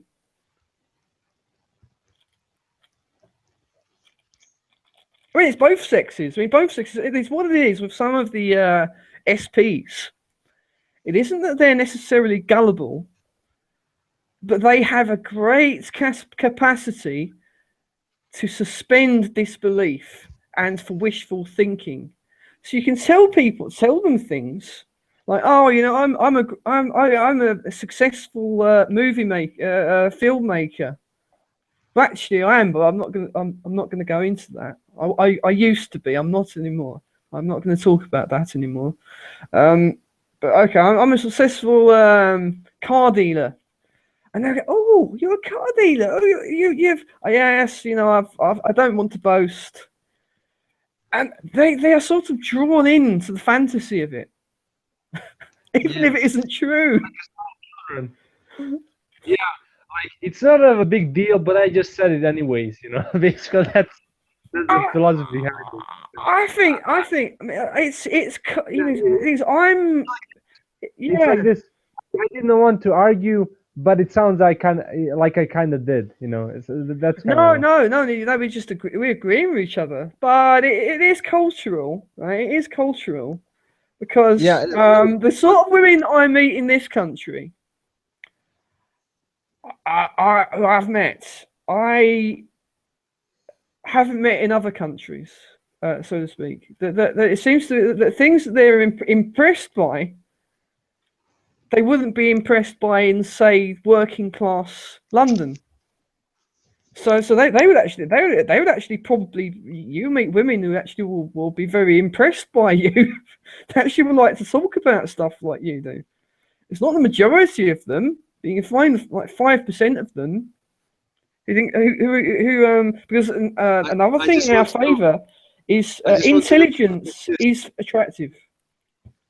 I just want to know if those type of females exist. Because They they're do, they do. they're ultra rare. Just like you have ultramarines, you have ultra rare females. I think I think that Swedish society is strangely, um, strangely middle class on the whole, middle class to upper middle class, more than anywhere I've been to. Also, what I appreciate, this is also going off the topic, when you said that when it comes to Satyanics, and this there's a reason why I'm mentioning Satyanics, not only because of this, but No, when you said that ILEs don't have a stages of acquaintances, when I described my stages of integration in my new high class in high school, when I was referring to my being rejected by the class. they do have. They are cautious. That's the thing. They are cautious because they know that they sort of appreciate that they won't be trusted in a way. That's what I mean. Yeah. So it's not that you are right. It's they don't know difference between acquaintance. This is an acquaintance. This is a friend. So sort of thing. Well, I would say that I at least have a basic understanding of what those Yeah, two things are. That there are differences when somebody's only acquaintance, when somebody's only friend, and whatnot. but I mean, what do you, does it make sense to you? I mean, do the profiles, the ILE profiles, do they make sense? Do you associate? Do you think that that you are of that type? Well, not quite. I Not see quite, more the LA makes more sense. It because aligns. But people say I give impression of LA when I'm actually ILE, and that worries me. What if they're correct? You oh, never know. it's. I, I, I think I don't think they know. I don't think they know you as well as they think. I mean, that's the impression I get. Yeah, I Videos. mean, I mean, yeah, people on VSS, those typical ones, and the experts from diagnostic team said LIE, while there's other people, uh, who are followers of female Big J, who I'm talking about. Joycock. Yeah. Yeah, Hang on, hang on.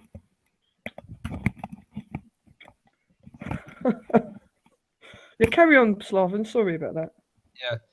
Well, that guy is her friend, and he's the only one from her cliche entourage, occult, brainwashed level of donkey head intelligence group that actually has some interesting points why I could be ILE or LA. But another point why I'm mentioning Satsionics is because Scandinavia in general is typed as Delta land, basically.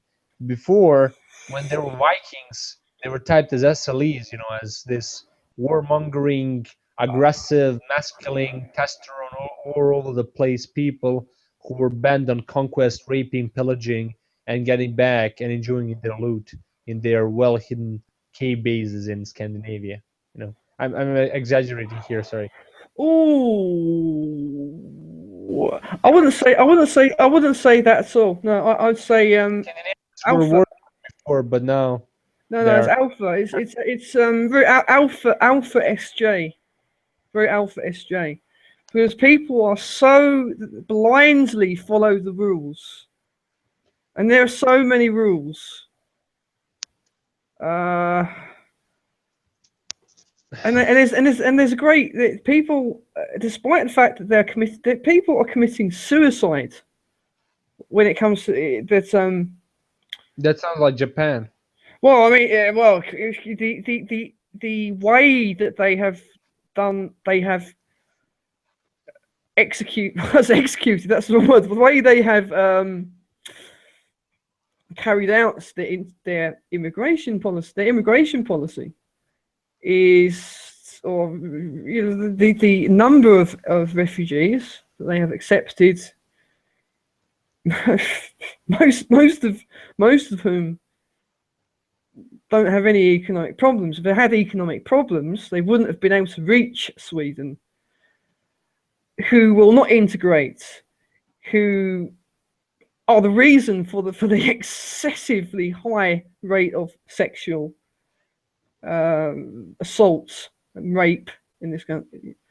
But I think, well,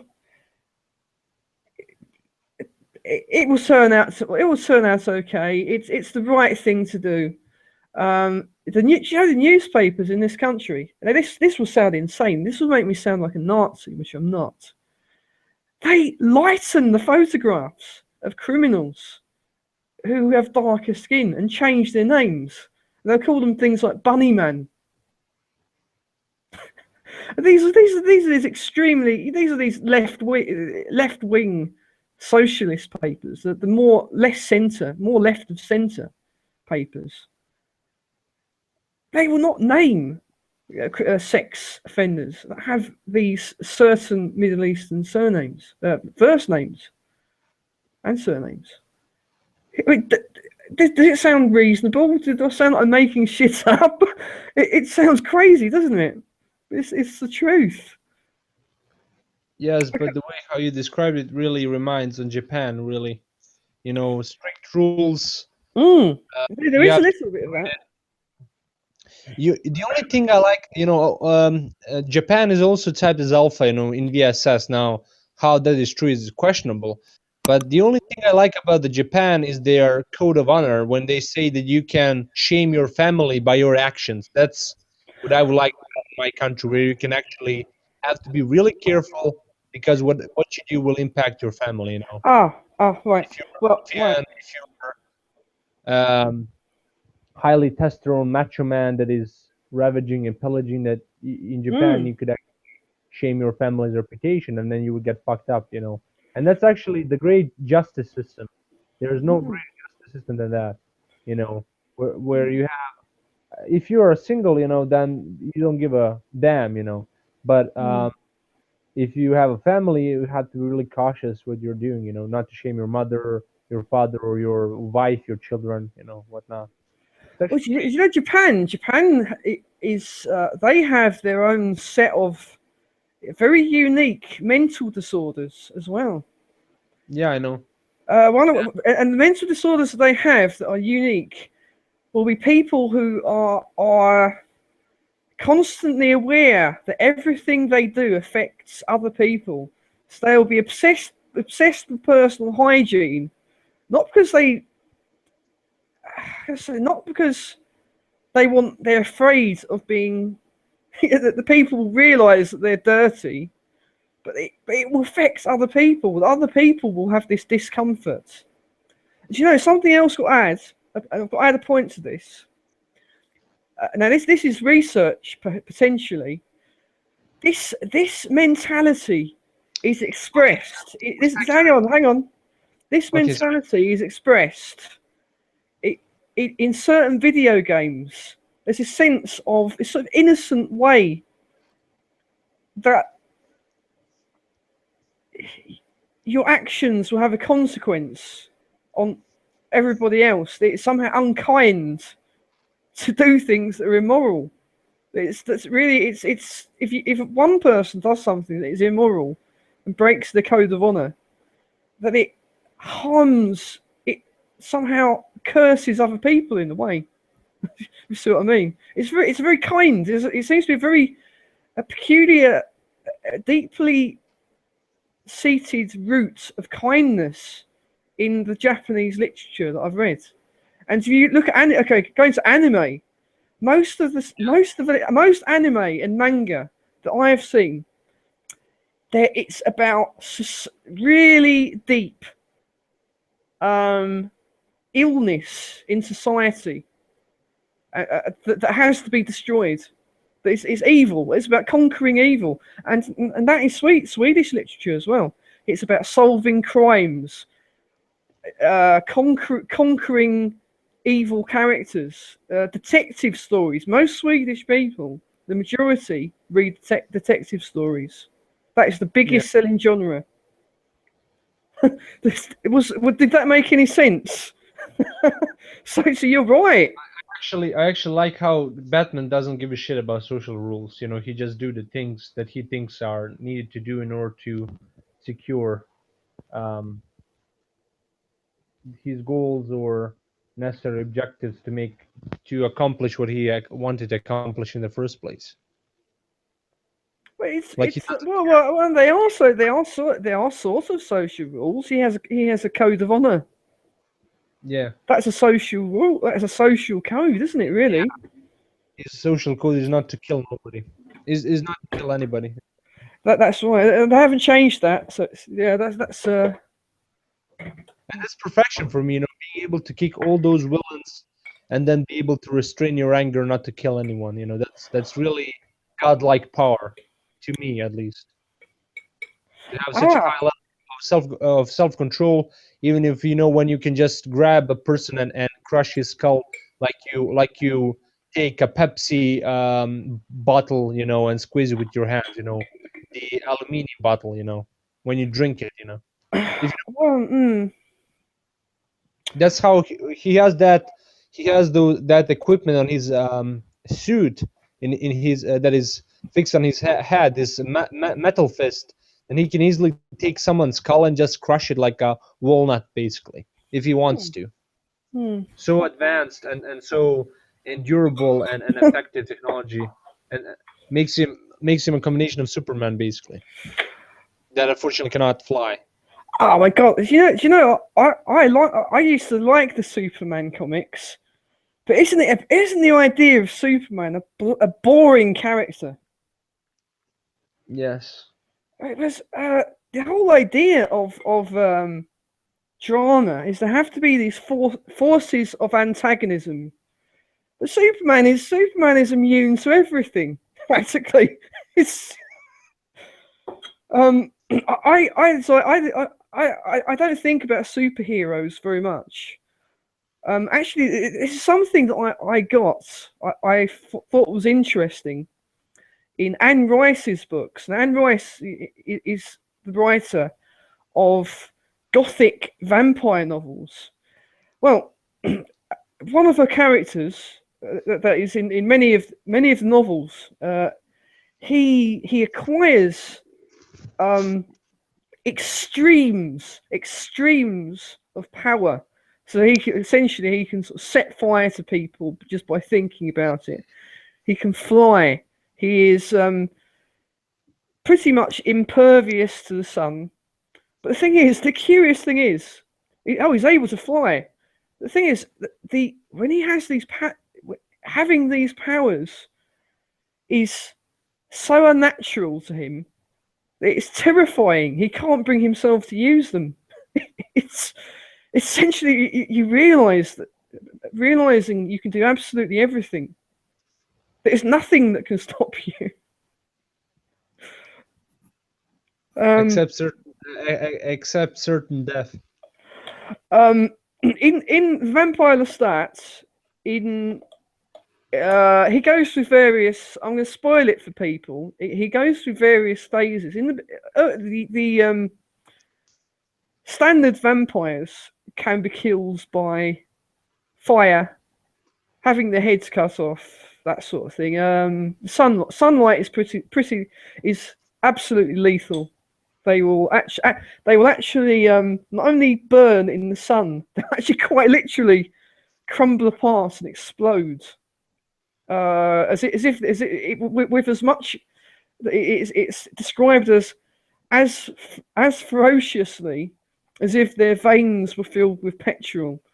But as they grow older, they become. A peculiar thing happens is their skin becomes sort of stone-like in its strength, and they're no longer affected by the sun. And but the oldest are gods. They're literally gods in terms of how much power they have. They everything.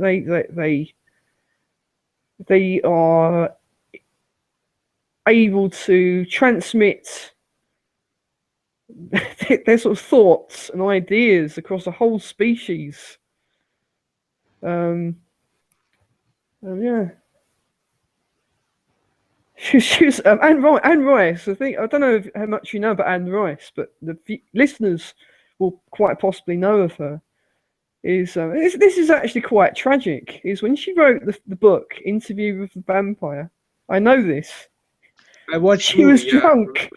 Yeah, but the book is very much. The book is very much like the movie. It's That's great. I that's for the first time I actually hear that some movies made similar to the book. It's I would say actually, from a certain perspective, quite a number of people have said that it's actually not. It's the movie is better. I like both of them. The thing there are some very minor things in the movie that irritate me. One of them was that Lestat, by the way, as I've spoilt it for you, his character in the other books is very different. Do you know the reason why that is? No, why? Can you tell me? Well, many of the other books actually are written in first person style. He is actually telling his story. And apparently, the reason that he is quite evil in Interview with a Vampire in many ways is that the story is actually a fabrication by somebody who doesn't like him very much. So Louis actually wrote quite a lot of things that were exaggerations just to upset him. But the stat is he's a hero in a way. He's a hero. He's extremely arrogant, but he would never. Thing about killing innocent people is he learns this quite early on. Is that when vampires kill for indiscriminately, they are sort of drawn into this sort of misery. They become monstrous. But apart from Louis, Louis is the exception. He retains a very human-like personality. He actually has very little physical strength, considering what he is, and just kills anybody and has no moral reservations about it. Just kills. Would you type Louis as either as FI polar type? No, I don't know. I don't know. I think the vampires have their own. The vampires have their own social set of social. Yeah. Honestly, no. I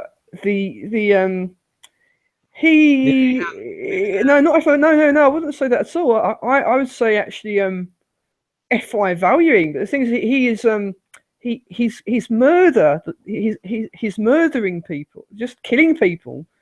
He's rather objective. He doesn't judge. It's a very delta value. It's very delta. Oh, so would he be delta pragmatist or delta humanitarian? Ooh. Uh, I- I'd say pragmatist actually. It's uh he's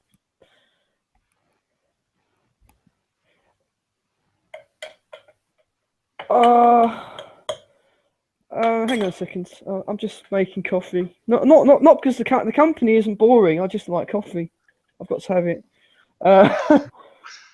Um One of the most accurate astro chats you will see on the internet is Astro Cafe natal chart. They're really accurate. oh, I've used online computers to uh do my natal charts, and they all most of them use the same program.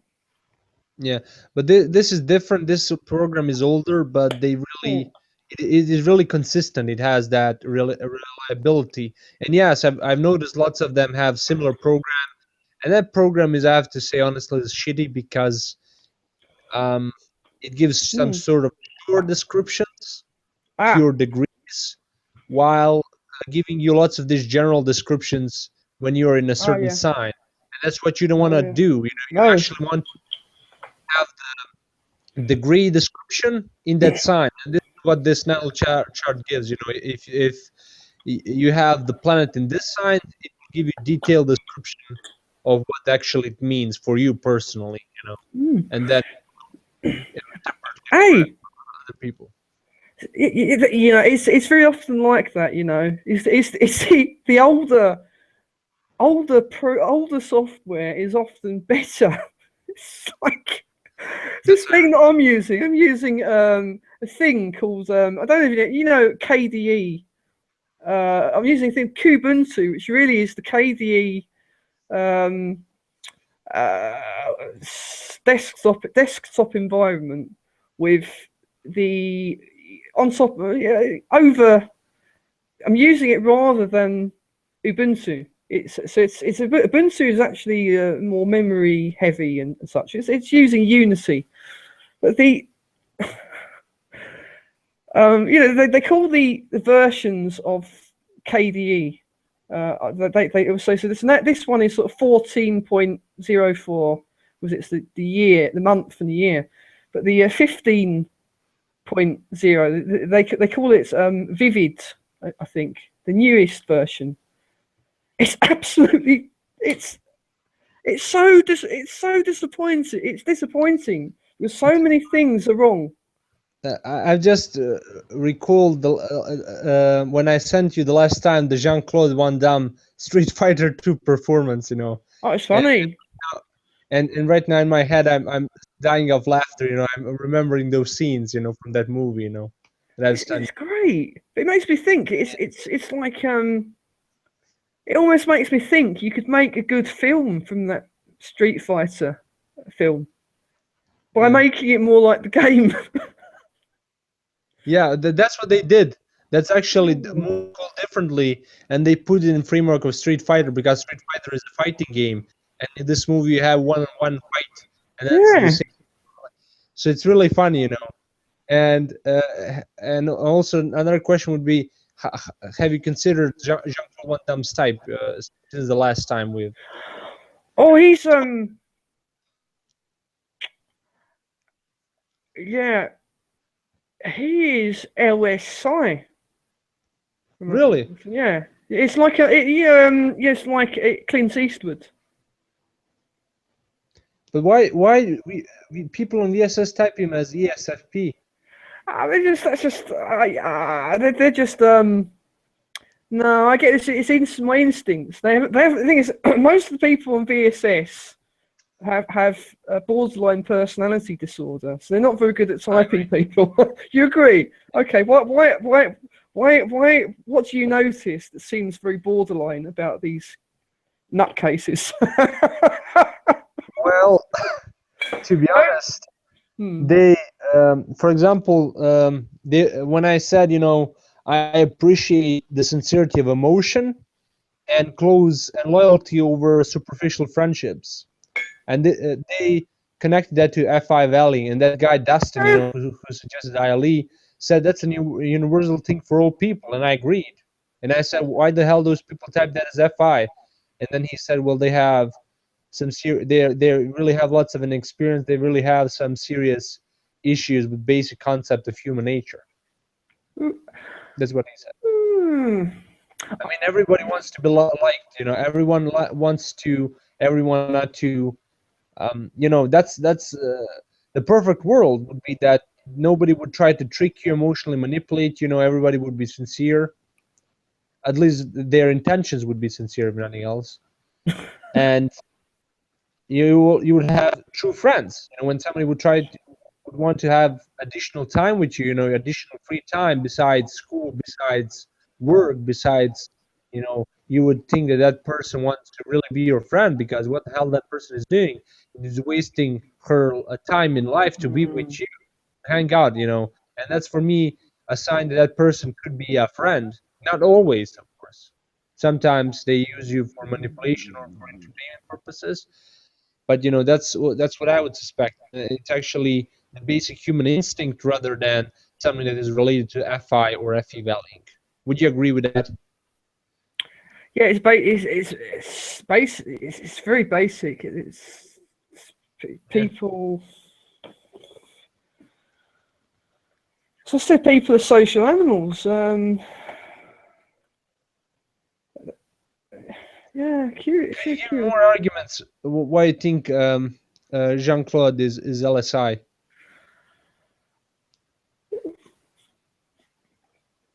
I would agree, because I'll tell you later why. I'm just interested. Why do you think he is beta ST or gamma? Well, it goes down to this vibe thing, and the way he talks about his craft, martial arts and such. There's something very practical about what he does. It was a consequence. He became famous as a consequence of studying martial arts very intensely. It's this great, I would say, this great surface of seriousness that you have the sense that underneath it isn't. It's not. There's something underneath that isn't quite so serious. It's just. It just. How can I say? It seems very much like a job. What he does. If you see what I mean. It's something very practical about Jean-Claude Van Damme's movie career. It's like. He's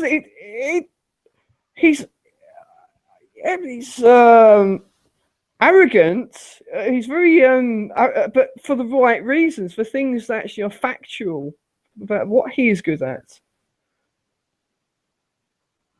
It takes and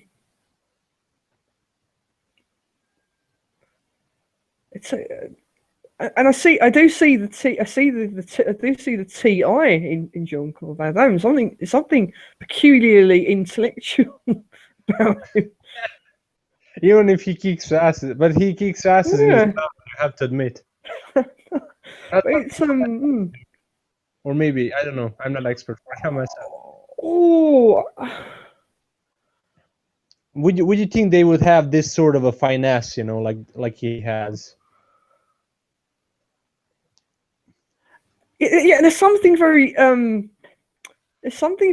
SJ and proper about what he does. It's like, it's almost like he does fit the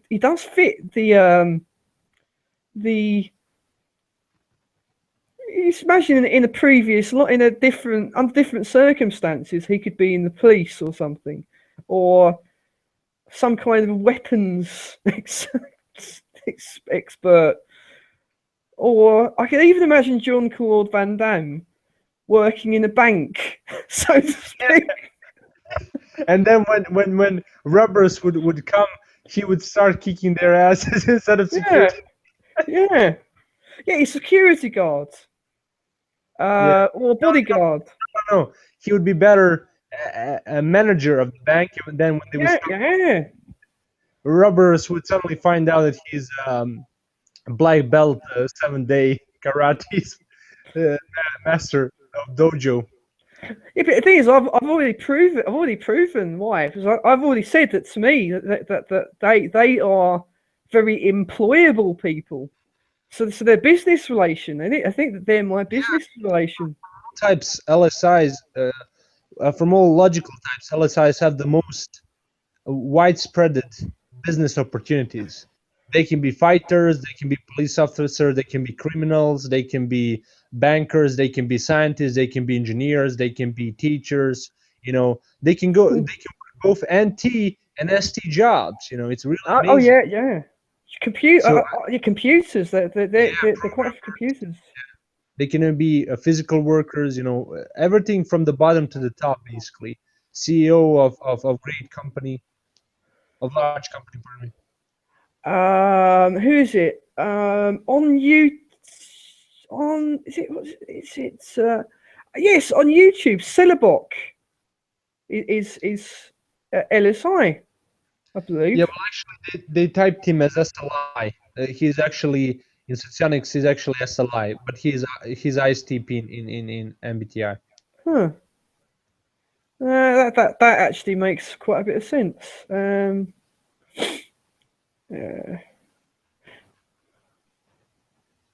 I mean, there are some nasty people on these forums. I mean, I don't know if you want to tell people what this woman. I mean, you don't have to name who this person is on a certain forum. She wrote some nasty things about me. What did she write? This person.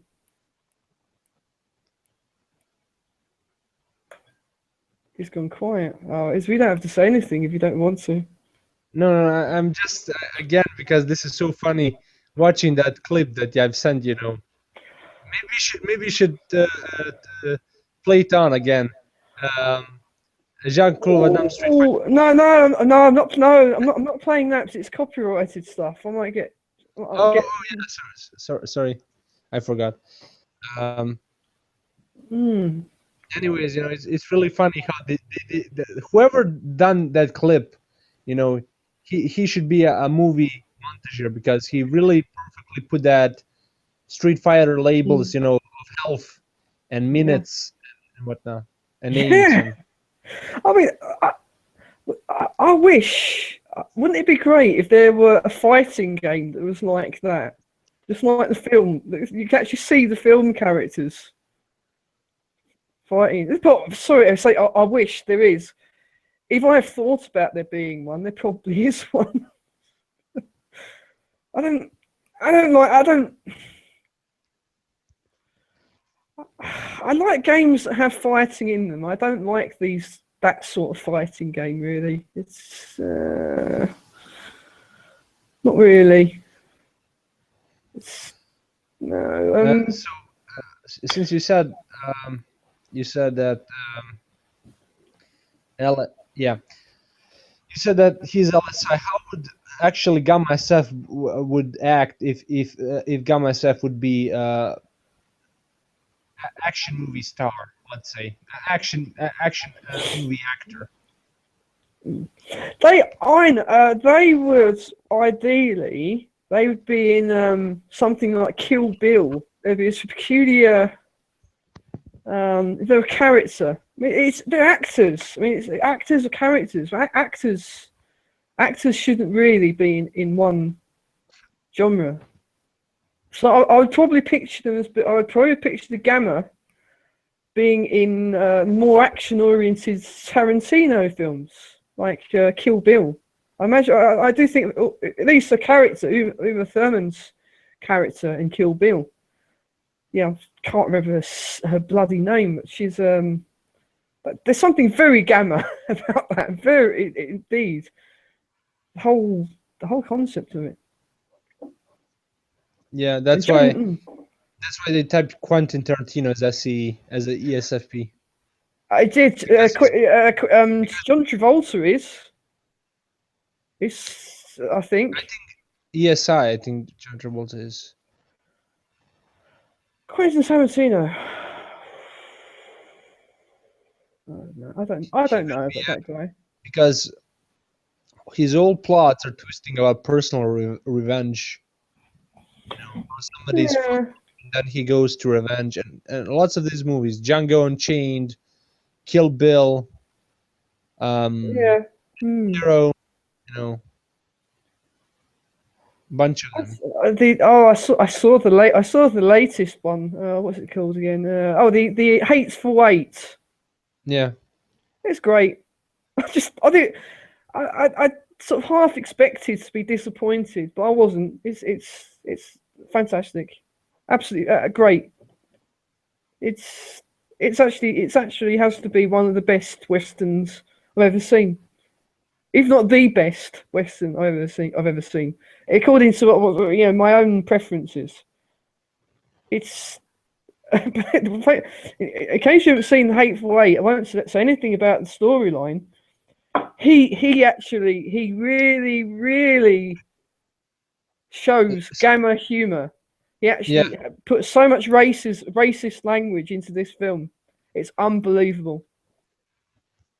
How would you type him? I mean, by your I don't hunch, let's know. say. He looks like it's he.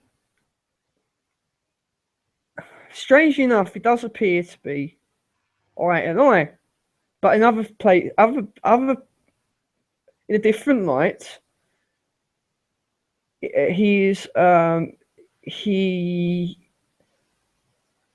Could could he be actually be an ESI, for example? it's possible. That is actually quite plausible. He's especially his way of reacting. There's something extremely reactive about that man. He could be, but on the other hand,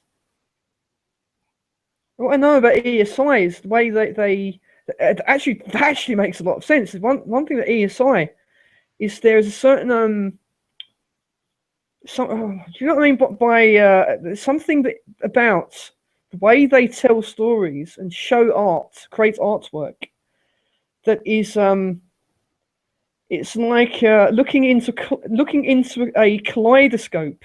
It's not in the same sequence. It's sort of like they give an impression. It's an impression of a story. And it was that I could very well imagine them creating something like Pulp Fiction that has no sequence whatsoever. There is no beginning and end. That the the end is in the middle. That the you said to me, in case you haven't seen Pulp Fiction or others haven't, it is a cut and paste of a story. It's not.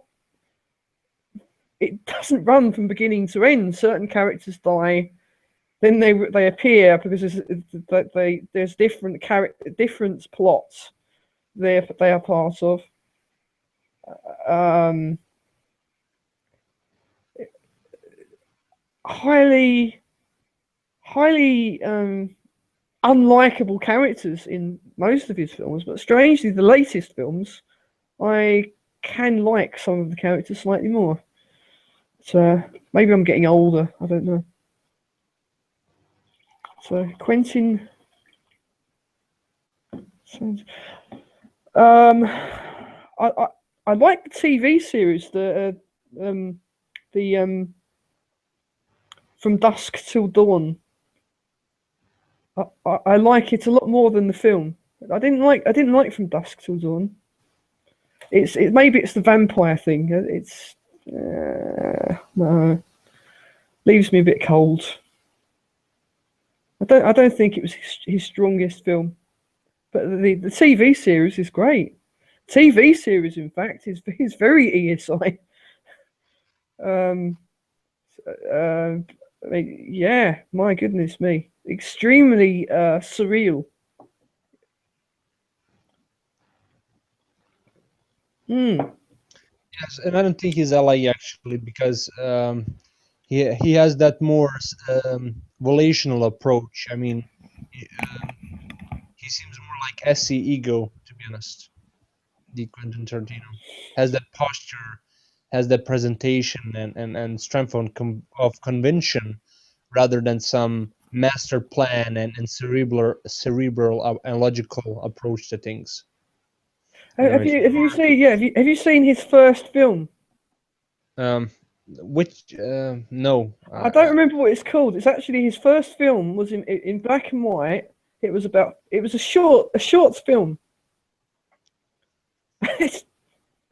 You know what? It was absolutely great. It just shows what he was going to become. He actually acts. He actually acts an awful lot in that film. He plays one of the main characters. It just makes me sick how talented some people are. I just can't. Because I seriously, as crazy as it sounds, I really want to make films. I really do. And you look at the amount of strange influences that appear in his films. Django. It was another a series of very very cheaply produced westerns with this character called Django. That's why it's sort of a remake in a way. And for him to know about those films, it's God, it's and they have a lot of they seem to have a lot of rewatch value. You'll notice a lot of things in Pulp Fiction. The third, fourth, fifth time you watch it, that makes sense.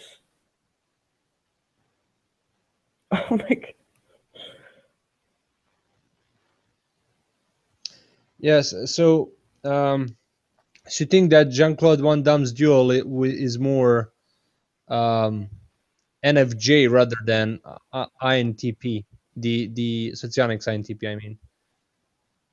Do you think that it's more NFJ for him rather than, since you have typed him as LSI?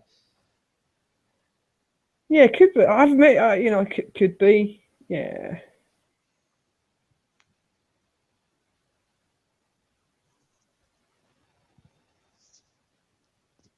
She doesn't seem as gamma SF to me, to be honest.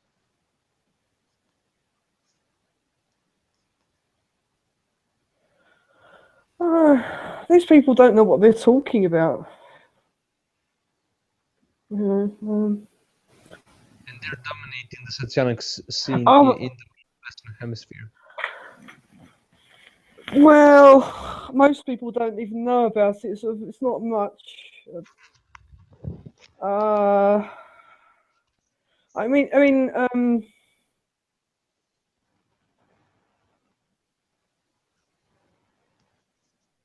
yeah. I mean, it was a time when I was actually going to meet people at this London Socionic Society. Now I don't think I want to. If I were to experience people telling me why I'm not this type or I'm that, it would just ruin my whole evening. I think I'm bored. I would just end up drinking myself drunk at the bar. Even though I don't drink, but if I were a drinker at that time, I would. So boring. It's like they all seem to have this hidden agenda of some kind. It's weird people. It's like they've adopted this typology to solve a problem that it will never solve. The only I don't know, more life experience. I don't know. Maybe electroshock therapy would help. I don't know. I think any enneagram would probably help them, but they don't seem to go in for that so much. They just spend the whole time telling each other what types they believe they are, and trying so hard to convince them. and they try so hard that people get bored. I think, sick of these people. Uh, oh, I never asked you why have you left to Sweden? If it's a disaster story.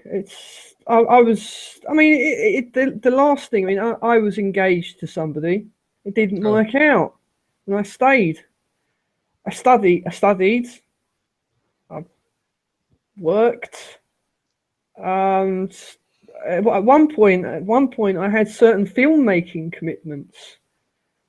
But it's honestly, it's somewhere to live. But as it is, I don't entirely blame the country for it. Uh, I mean, do you ever feel a feeling of nostalgia? Would you like to get back to your homeland? oh yeah, guys, all the time, all the time, all the time. Yeah, yeah. I mean, especially now. I mean, I probably mentioned no viewers. Oh, fucking that a lot. I mean, really, it's not necessarily nostalgia. It's sort of there's so much more, so many more things put me in a good mood. You know, it's very socially isolating. This country. Uh, it's shame. I mean, if someone were to say to me, right, um, um, if you can live with you, we have somewhere to live. You can live with us, and there is a part-time job that you can do. I would go. I would leave. I would leave today. I would go. I would just. I mean, I would have to sell this place and everything. I would go. It's it's a very sad thing. I mean, it's technically, but on the other hand, I do still see that there are opportunities to be had here. But this ain't my culture. This is some as though there are similarities to England, right? It is more and more. I've become more and more aware that I'm away. I'm apart from my own culture. Um, one good thing, one of the reasons I came here was to learn Swedish, and I know Swedish pretty damn well. And if I practice just slightly more, I could take the Swedish language to a high level. Like I could essentially be writing books on the Swedish language that actually are good, you know. But it's so it introduced me to mastering foreign languages. That's good, and that's one of the reasons I came. I had to learn another language. I felt that I had lost, been deprived of that, and I have that. Not everybody, not every immigrant to this country even bothers to learn the language to any level at all. You know, it's sort of.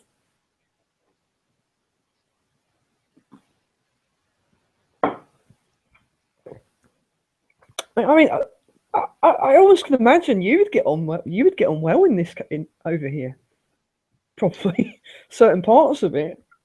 Well, you know, my two main criterions are that there is a meaningful job that can be done that can make me occupied, and the second thing is that I always have few people to go out, you know, from time to time. Doesn't have to be every week, but a few times a month is enough for me. Would be enough to not get me crazy, you know, because I'm still an extrovert, some sort of extrovert, I guess. Well, you're outgoing. What? That isn't extroversion. That is being outgoing. Yeah. I mean, extroversion doesn't have anything to do with like sociability.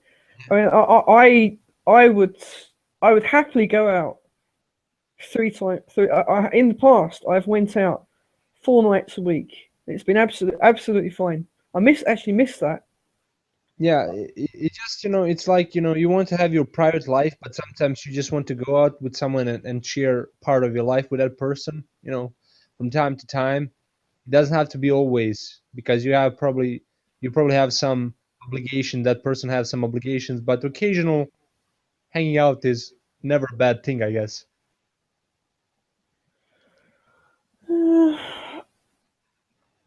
I don't even know how I would, that's the thing. I like those countries where people mind their own business, with where they just, are restrained. But on the Mm. other hand, how would I find people to hang out there, because I'm not so super duper, how to say, emotionally dramatic and extremely outgoing. Mm.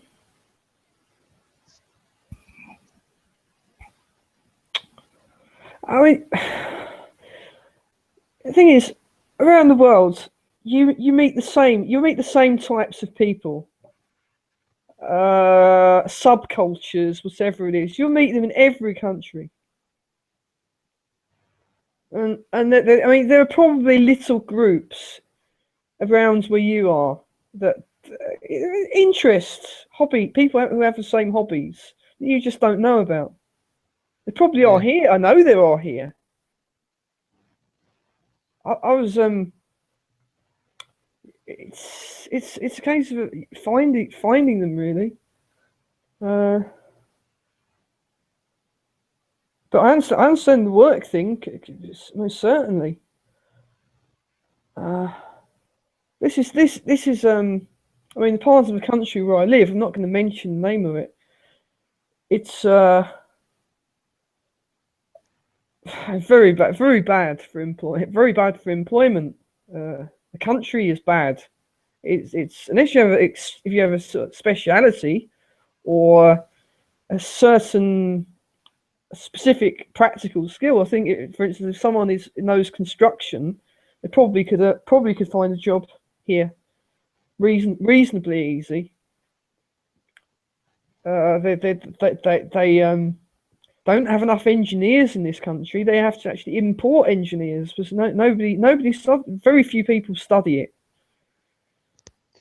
Yeah, it's really noble, calling vocation. Hmm,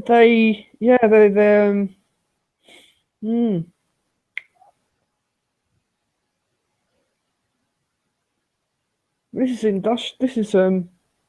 this is an industrial city, and they've had. I do know that there's quite a few of the engineers in this city aren't Swedish. But they have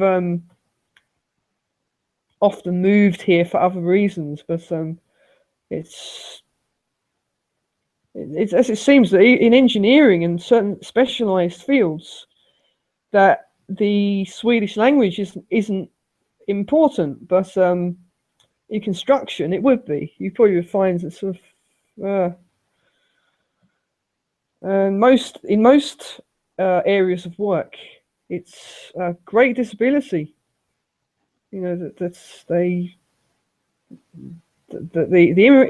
immigrants come here and they don't learn Swedish well enough. They don't have the opportunity to improve it because they don't know the Swedish people, and they don't have a job, or they find jobs where they are only meet their own countrymen. So it's very strange. I would say I would honestly would suggest to people to, if they want to have a foreign experience, to live somewhere else. There are probably more interesting places, you know.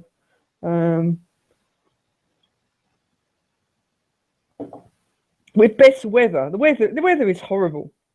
It's like winter 80 about 3 months of the year are winter practically. So 80% of the time is winter at least, and it's depressing. That has an effect on people's psychology. You Definitely. know? It doesn't. It's yeah. most children are conceived in the summertime in this country. I think it's because people are having more going out in the sun more. They're drinking a little bit more. They have more parties and such, and that's when children. So I think if the weather changes, the population will rise considerably. I think, like, hey,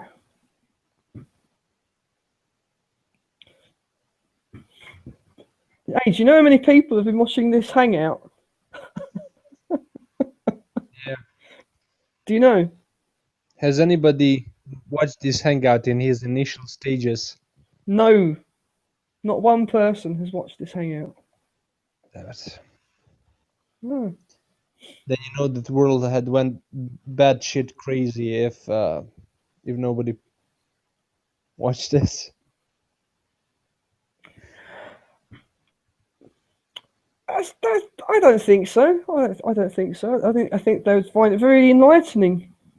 Now, I did hope the hangout would be mostly about depression and helping people with that, but it didn't turn out that way. So Yeah, sorry, I was using either any demonstrative or any base to undermine your plan. So next time, if I ever be part of your hangout, we will just stick to the schedule. oh no, no, but you have to think of the majority. Most people don't know what the hell that means. None of this typology stuff, you know.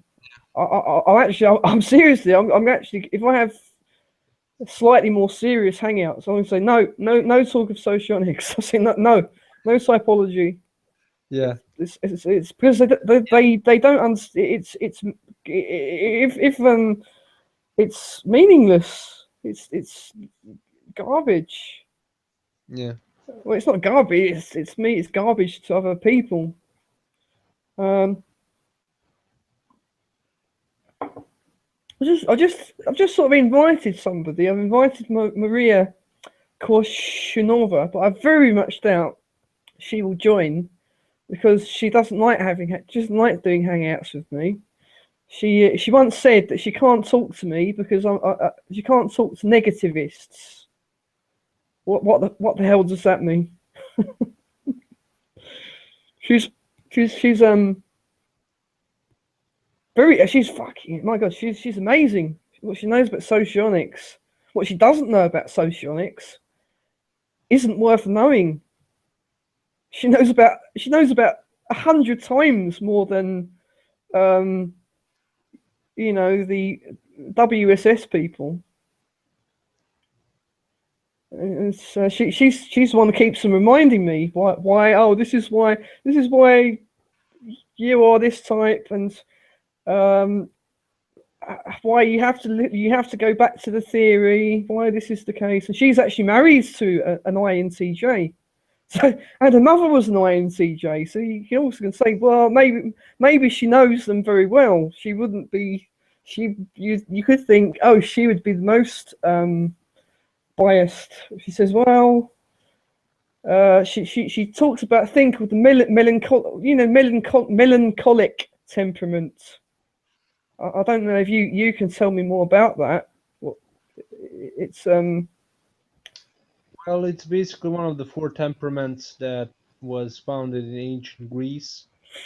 We have choleric, melancholic, phlegmatic. no, that isn't what she means. No, she means that in terms of socionics, not the four Greek temperaments. Then that would be, I guess, related to depression because melancholic people are just idealists who have. No, she doesn't. She actually states there are two types in socionics. There are the socionic melancholic temperament. One is EIE, the other one is ILI. And she has not even considered EIE because of their particular kind of work ethic. Is they actually have to keep on.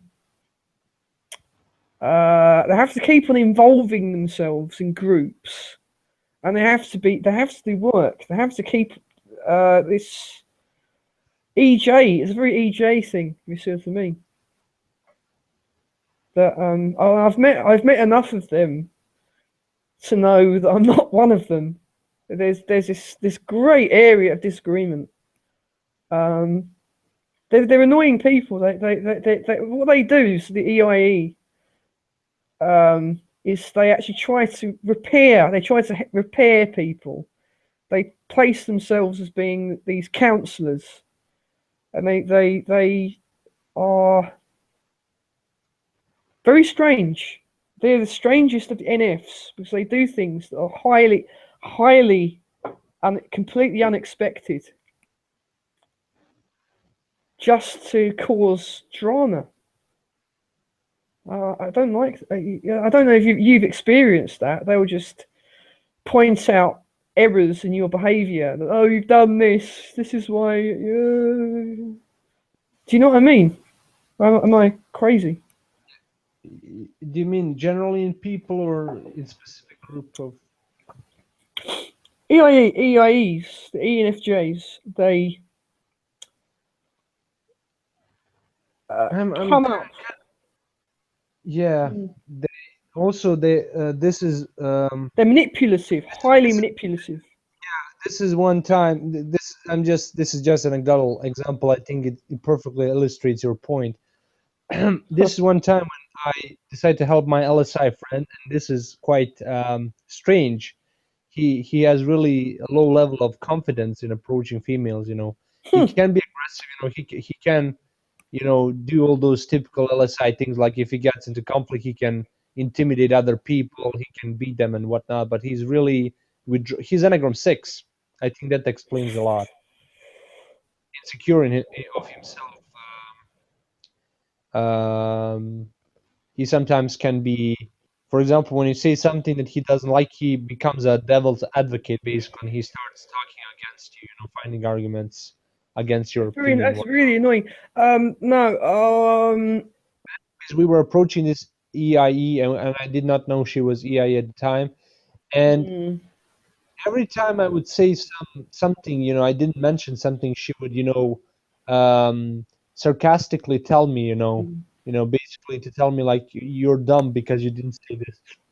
They're picky. The thing how I find them out straight away is they were picking out minor errors in things you've written. And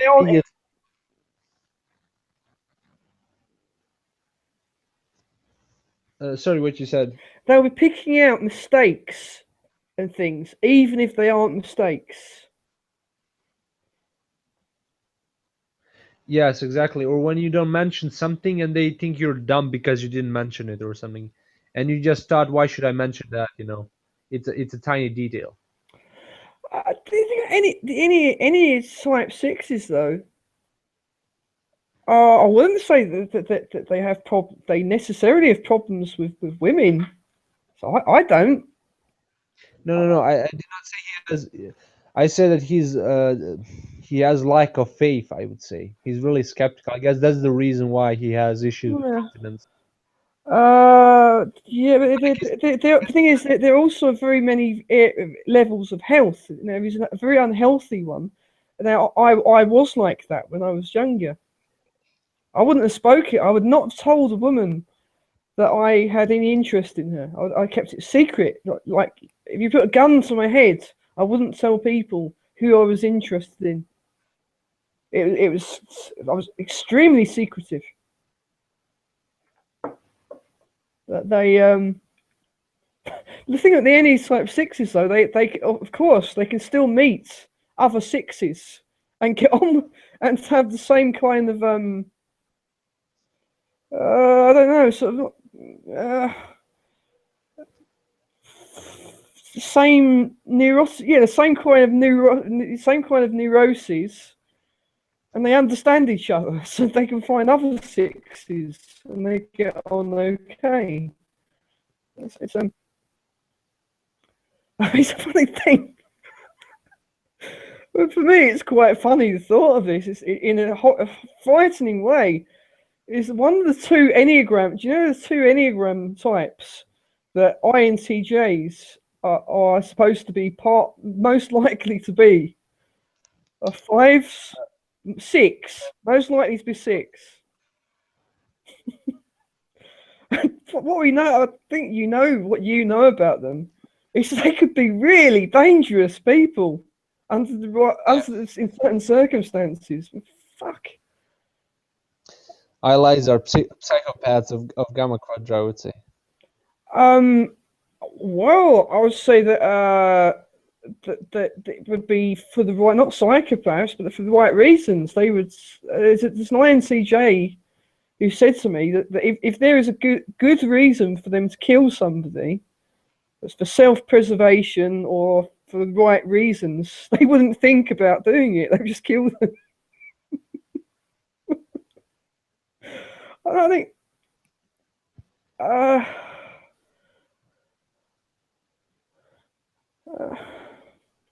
As I get older, I've acquired a much greater respect, a heightened value for human life. You know what I mean? But there are so many people that really deserve to be removed from existence. I mean, for God's sake, it is a travesty. Some people I have met who I still know who are no, they harm society. They're a danger to society, you know. Yeah. And I don't understand. I don't understand these people. It's because you can't. It's silly to yeah. You can kill people, but you go to prison, you ruin your life, and other people who know these people may kill you. That's what these young INTJs are not contemplating. That the thing is, one of the rules of policing is, and this is something they always forget in many novels and films that you watch, is you have to always suspect there will be an accomplice. There will be someone else. If you see what I mean. So if you were to shoot somebody, which I don't recommend shooting somebody unless you absolutely have to, another person will know about it, and their friends will know about it. It's not a smart thing to do. It's yeah.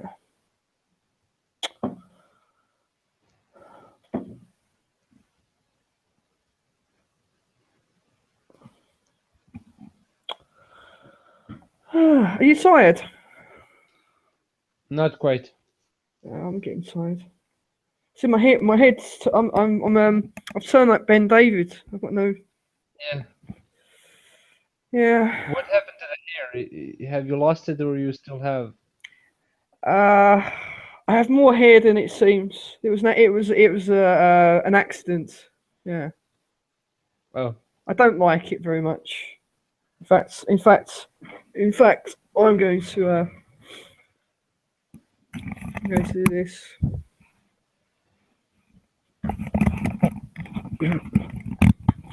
One of the great things about having little hair is that when you wear hats, you don't feel as if you're wearing a hat. You just feel like you've got hair. So That's great. see, I see. What people don't see, they don't know. Exactly. So how is it the most of the year in Sweden? You said it is depressing because of the winter.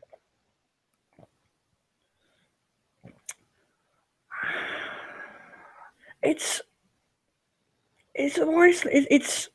seems to be just a great lack of joy. In general, it's very isolating. So the winter is too cold. summer is very short and too hot. You can't win, really. It's so misleading. So you have the summer, and the whole time this is going to be over so soon. It's just a lie.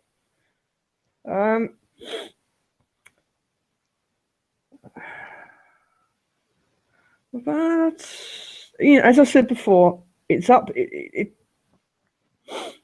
Yeah, talk. You could talk to some more Swedish people. They may say the same things. They'll say that, well, on the whole, people are very cold. But it's really that there's a lot of this feeling of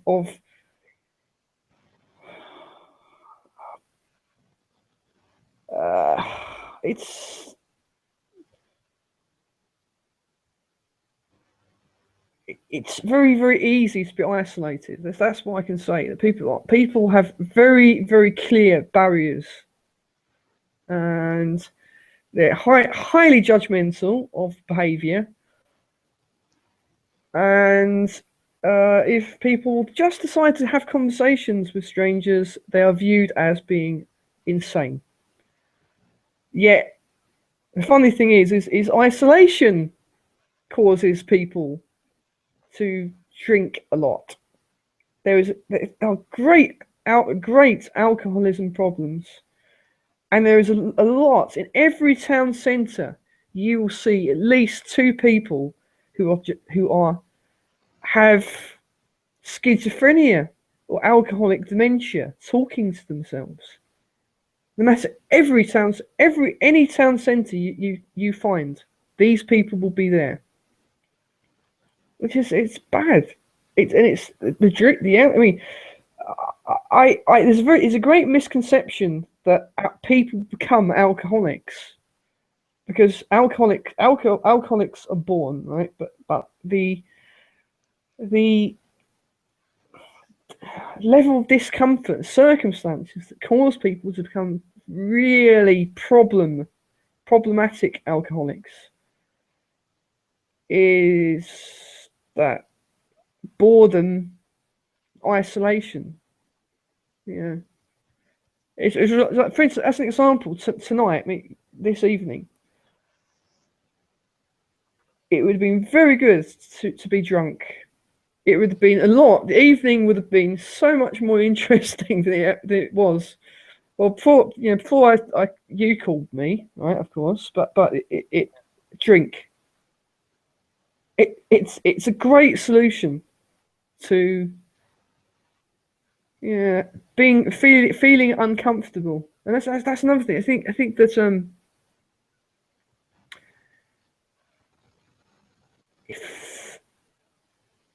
it's like people are terrified to stand out. You see what I mean? And the atmosphere is same here. You know, as soon as you stand out in any way, you know, everybody are just paying attention to you. You know, and it's irritating. Yeah. I thought it was only Protestant societies that were like that, but I noticed that I notice the difference is so. It's all been negative. There are a lot of good things about the system and the culture. That's a lot of good things. On the whole, they're nice people, but terrified. They're terrified of each other. They're terrified of strangers. Yet, on the other hand, people really do think, they really do feel they are safe, and they are. On the whole, people are. It's a very, very low level of violent crime in most parts of the country. It's only recently that you hear about sexual assaults and such. It didn't used to happen. It was something that happened in other countries. It didn't happen here, by and large.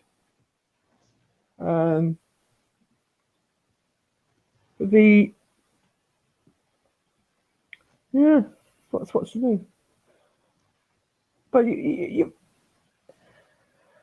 yeah,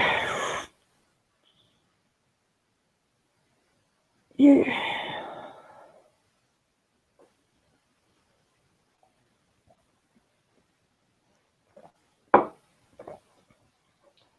So, um, so what do you think about immigrants?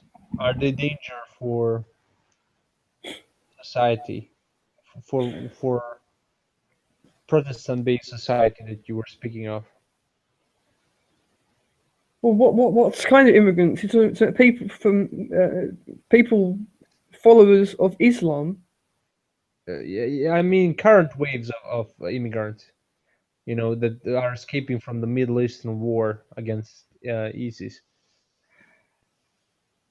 It's absolute insanity. Yeah, there are danger. I mean, it's been proven that the curve, the rise of sexual assaults, where they occur, are where there are large migrations of these people. It's like I was saying, it's a fact. It's a given. The legal system has a one set of rules for them that they can claim that it's cultural differences why I sexually assaulted somebody. So yes, it's obviously the number in terms of the amounts numbers, considering it's such a small country in terms of population, and the motivations of the politicians are completely insane. It's like a competition. They want to be seen as the most progressive country. So if Germany takes a certain number, Sweden has to take this number. They cannot. Wait, did you heard about the new things that happened on New Year's Eve in Cologne? The Yeah, sexual assaults. yeah. I,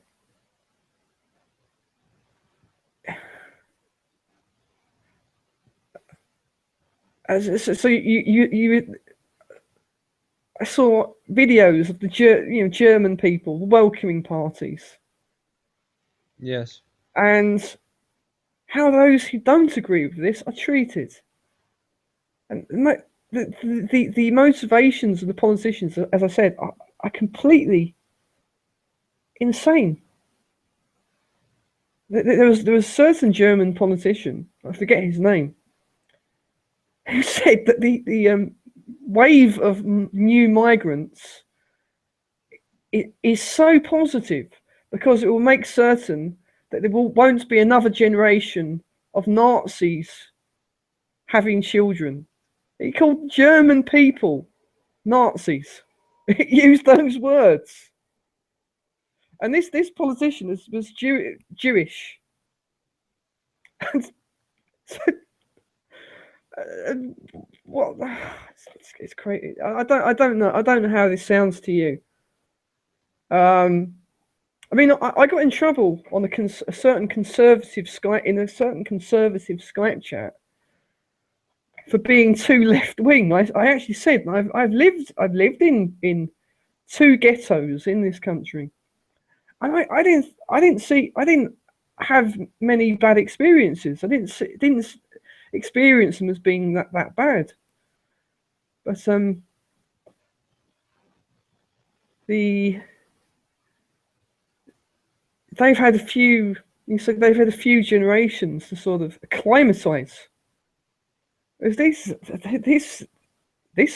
wave have no loyalty. You see what I mean? There's no that it doesn't matter where they arrive. You see what I mean? They have no reason to be loyal. They receive the same government benefits. Yeah, you know, or to accept. You see what I mean? To accept the way of life of the nation they move to in a certain way, to a certain degree.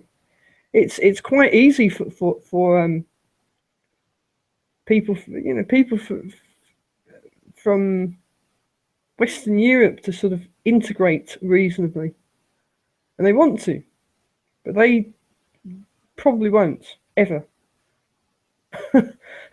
It sounds very depressing, but it's truth. There's no encouragement for people to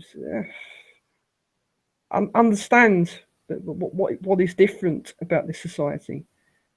See what I mean? I don't know if this is making any sense.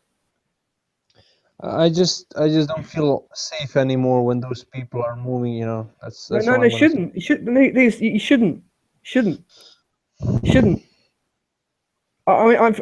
this is not 100% Swedish city.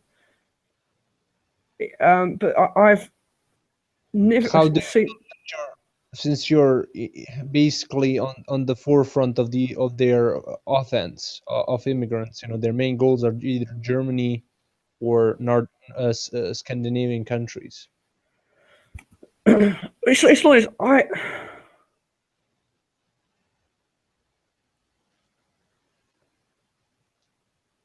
Well, I can and one thing I can see it becoming illegal to have conversations like this. This is hate speech. I just when I see I see these very large numbers. I mean, this the whole of this floor that I live on, practically. I'm probably one of two, maybe three Europeans who live on this floor. When I go for a walk in the park, I will see large groups of migrants. We have two asylum centres in this tiny town already. The local hotel was converted into one, right? And they just happened to shut down one of the only bars, that are in this town. And the hotel, there is no hotel. It's an immigration, it's a migration centre. I've never. You do think, how long is it going to be before they realise that I'm one person? I'm not in a big group. I'm one person, and they are in groups of 5, 8, 10. There's so many of them. There's one of me. Yeah.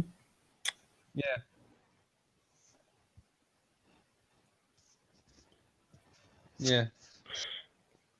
One difference between me and Swedish people on the whole is I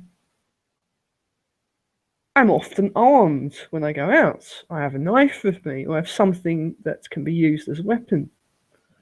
So I haven't taken for granted that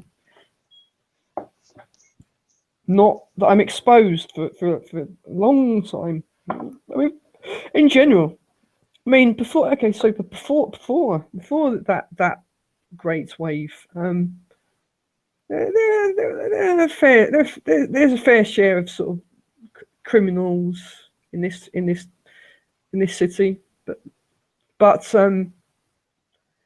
you would not see these large groups like as you do now. It's obvious, and it's perfectly natural. I you can be damn certain the average person, even though they won't say it, they respond to it as a threat. What is going on in their heads is males, not women, men, males. How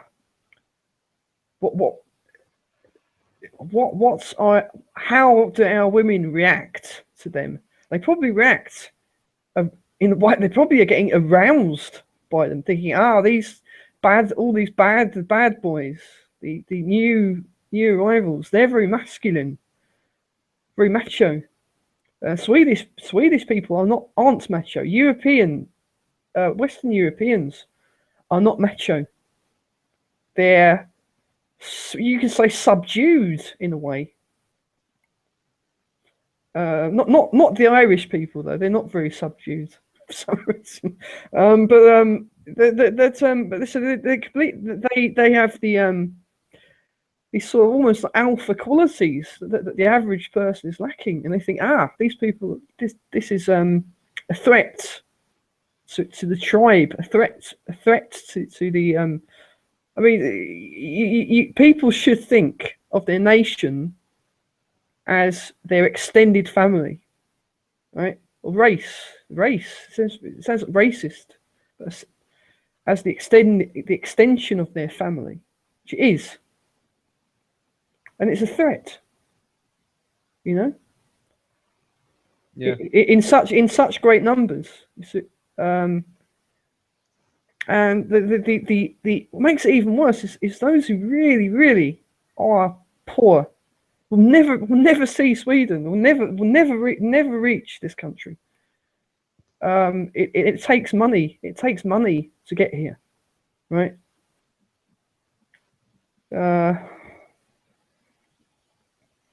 And it's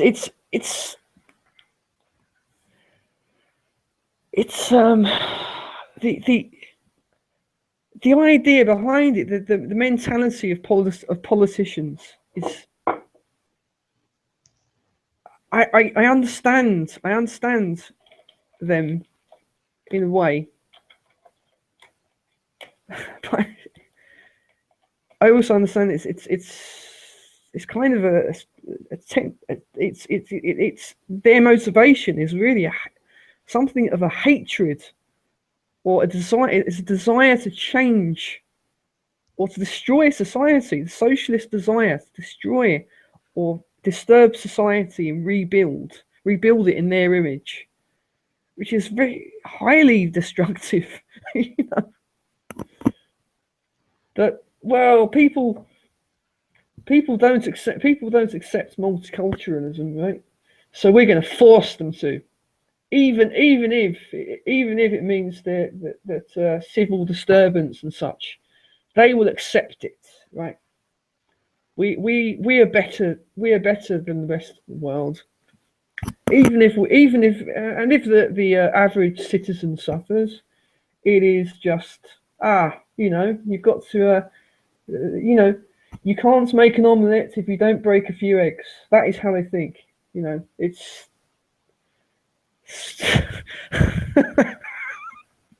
I'm laughing, but it's so sad.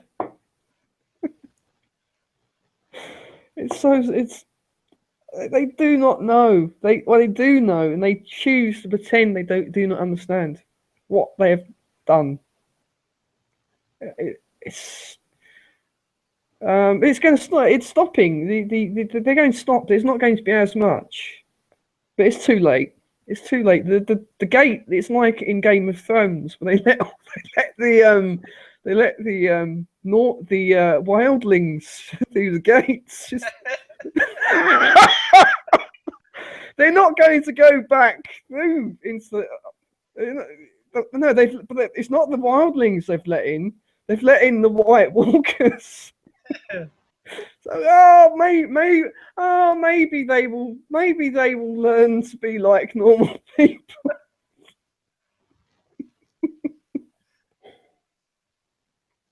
Yes, maybe they will show compassion to the weak humans.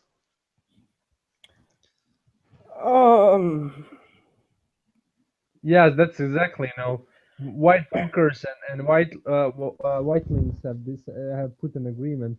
Whitelings will stay above the north, while Walkers will spread their populace south. That's the thing. Is the wildlings, right? It's like that. The thing is, I'm not going to talk about Sweden. I'm going to talk about the United Kingdom. And there are some striking similarities when it comes to the politics, right? It's every culture is allowed to be proud and to protect itself,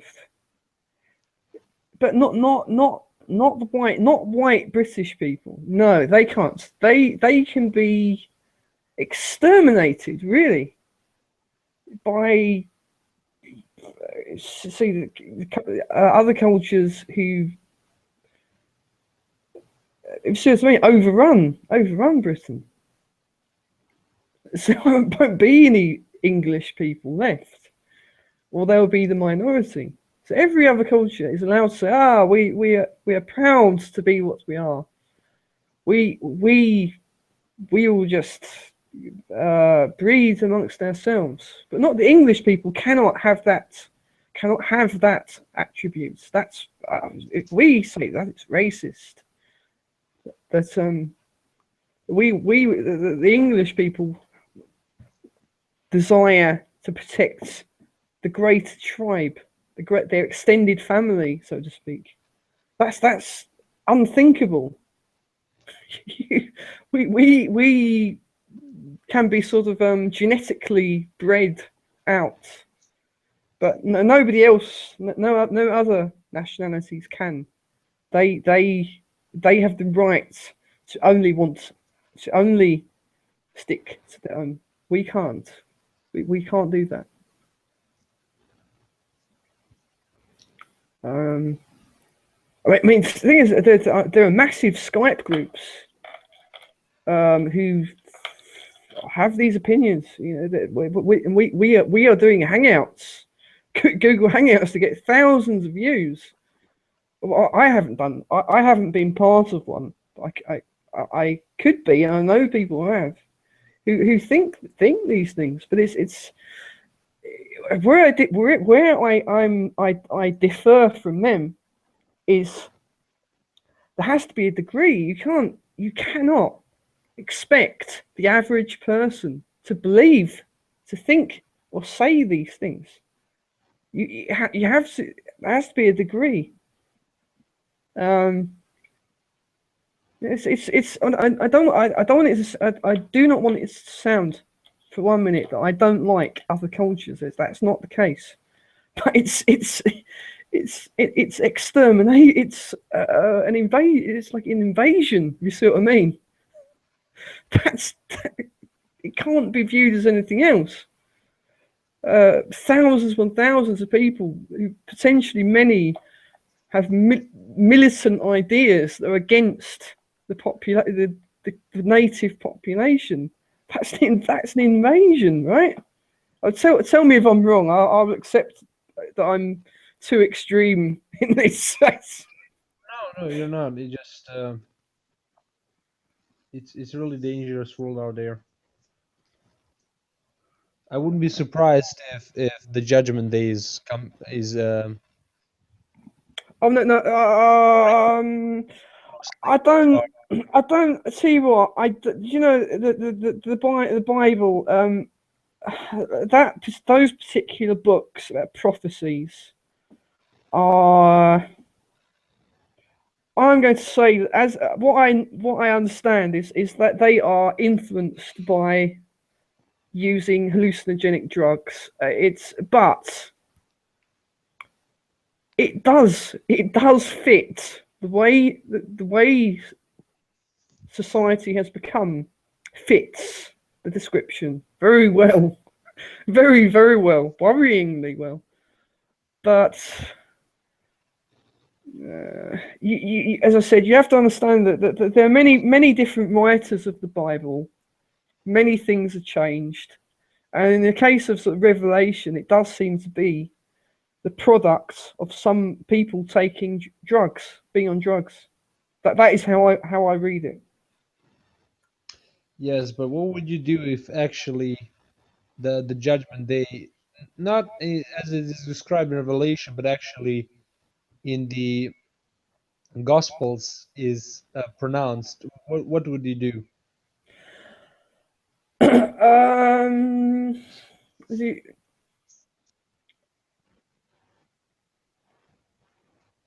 what could I? I don't know what I could. I don't know what I could do.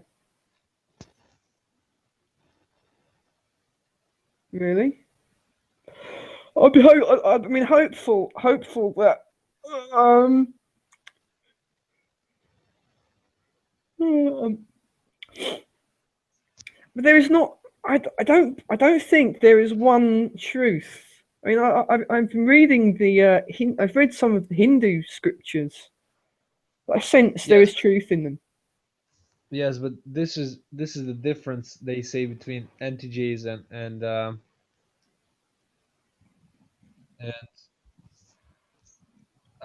ILEs. They say that antiges believe in one truth, while for ILEs, truth is subjective, Well, relative. no, it isn't a subjective truth. It is that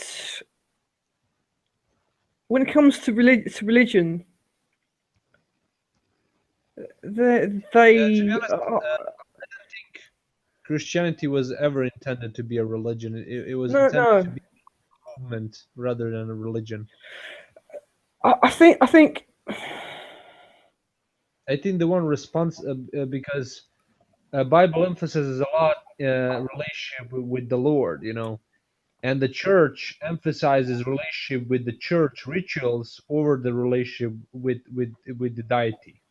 That's the I mean, difference. can you please not suggest that I'm ILE because that's going to bed. No, I no, I I I think what I no. see in the Bible is the unreligious morals. I Yeah, think are worth reading as well. yeah, But yeah. I just yeah, want to say, no, I've not. I'm going to say what I've meant to say. Is that they are four different things. You have Hinduism is for a transcendental. It is a system. It's a different system. That's what I mean. They're all systems that are for particular things. So you have the Bible, so to speak, is for uh, morals, certain morals, and uh, some you say uh, unreligious, yeah, unreligious morals as well. Some of, but the Hinduism or Vedism, it's sort of like it's a teaching system. It's a system of really reaching different states of consciousness and such, which I don't see that in the Bible. Of it, there isn't much that any kind of transcendental experiences happen to other people or happen to saints. They don't happen to normal humans. Whereas the Bhagavad Gita and the Upanishads are directing people how to it's very complex. They're for very different things. They're aimed at very different cultures, right? You know. Um, I think I find it highly doubtful that the early Christians wouldn't have known about this. You can find the Gnostics believed in reincarnation and all kinds of stuff, which and they didn't call themselves Christians. They would say, "Oh, we're people of good faith, or we are charitable people, or and they said that people have, as the Hindus do as well, that there is a series of reincarnations that you're trapped in. But really, it's that the aim is to break the cycle. You see what I mean? So so there are some similarities.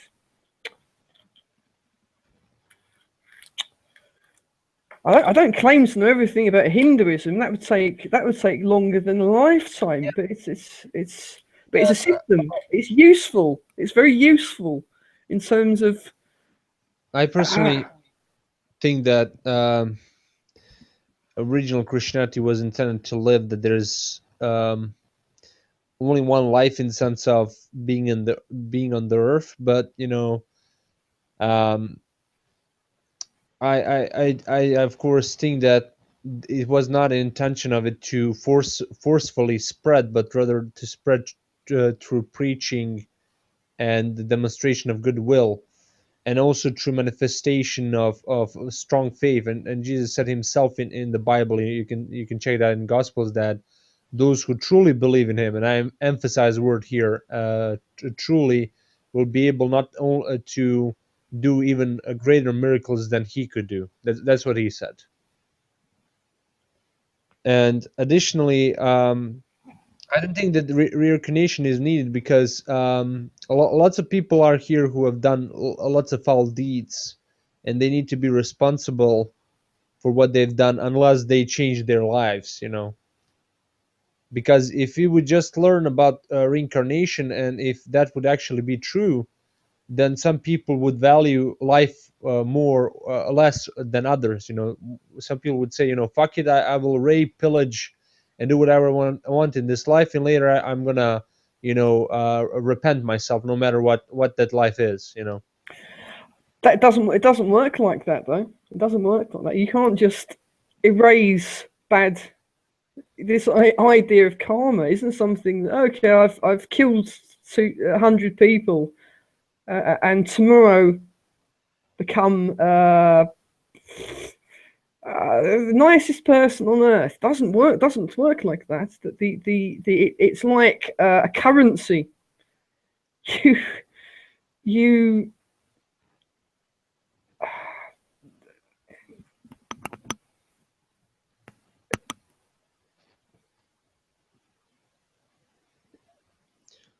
you can't pay. You can't pay. Yeah. You say people pay for it in the next life, so to speak. It carries. It carries. You carry it with you. You can a person will have the opportunity. How much? Okay, how much do people? How much does the average person learn in one life? I don't have a measure of that. I don't think it's very much. I don't think it's very much. They have no wisdom. Most people die without any wisdom. It takes several, many lifetimes to acquire wisdom, and the level of wisdom to reach the highest state. To me, it seems logical. It seems logical. And I've just been sort of overwhelmed. I've been overwhelmed by what I see as evidence of reincarnation. That another thing, you can listen to the Cathars who believed in reincarnation. They said that it's a bad thing. The idea is to transcend. If you lead a bad life, you'll be kept kept on earth until the person eventually transcends. To me, it makes perfect sense. They don't wish to reincarnate is a bad thing for them. They wish to transcend.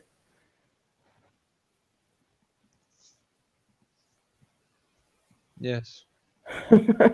I, But I was in that discussion with you, but I'm tired of our I'm tired. discussion, not in the sense I'm tired. I'm physically tired. I'm ready to go to sleep. I'm physically tired as well. So Yeah. thank you. I mean, thank you for communication, for how to say this. I forgot the word. It is. Thank you for your conversation and time you've spent. But the next time we will schedule hangout better, and we'll make it to be a bit earlier, because Oh yeah. Yes. all of us have some sort of schedule, have some Oh, sort of. definitely. Yeah. Yeah. Yeah. Okay, Stephen. All right. Bye, and see you next time. Good night.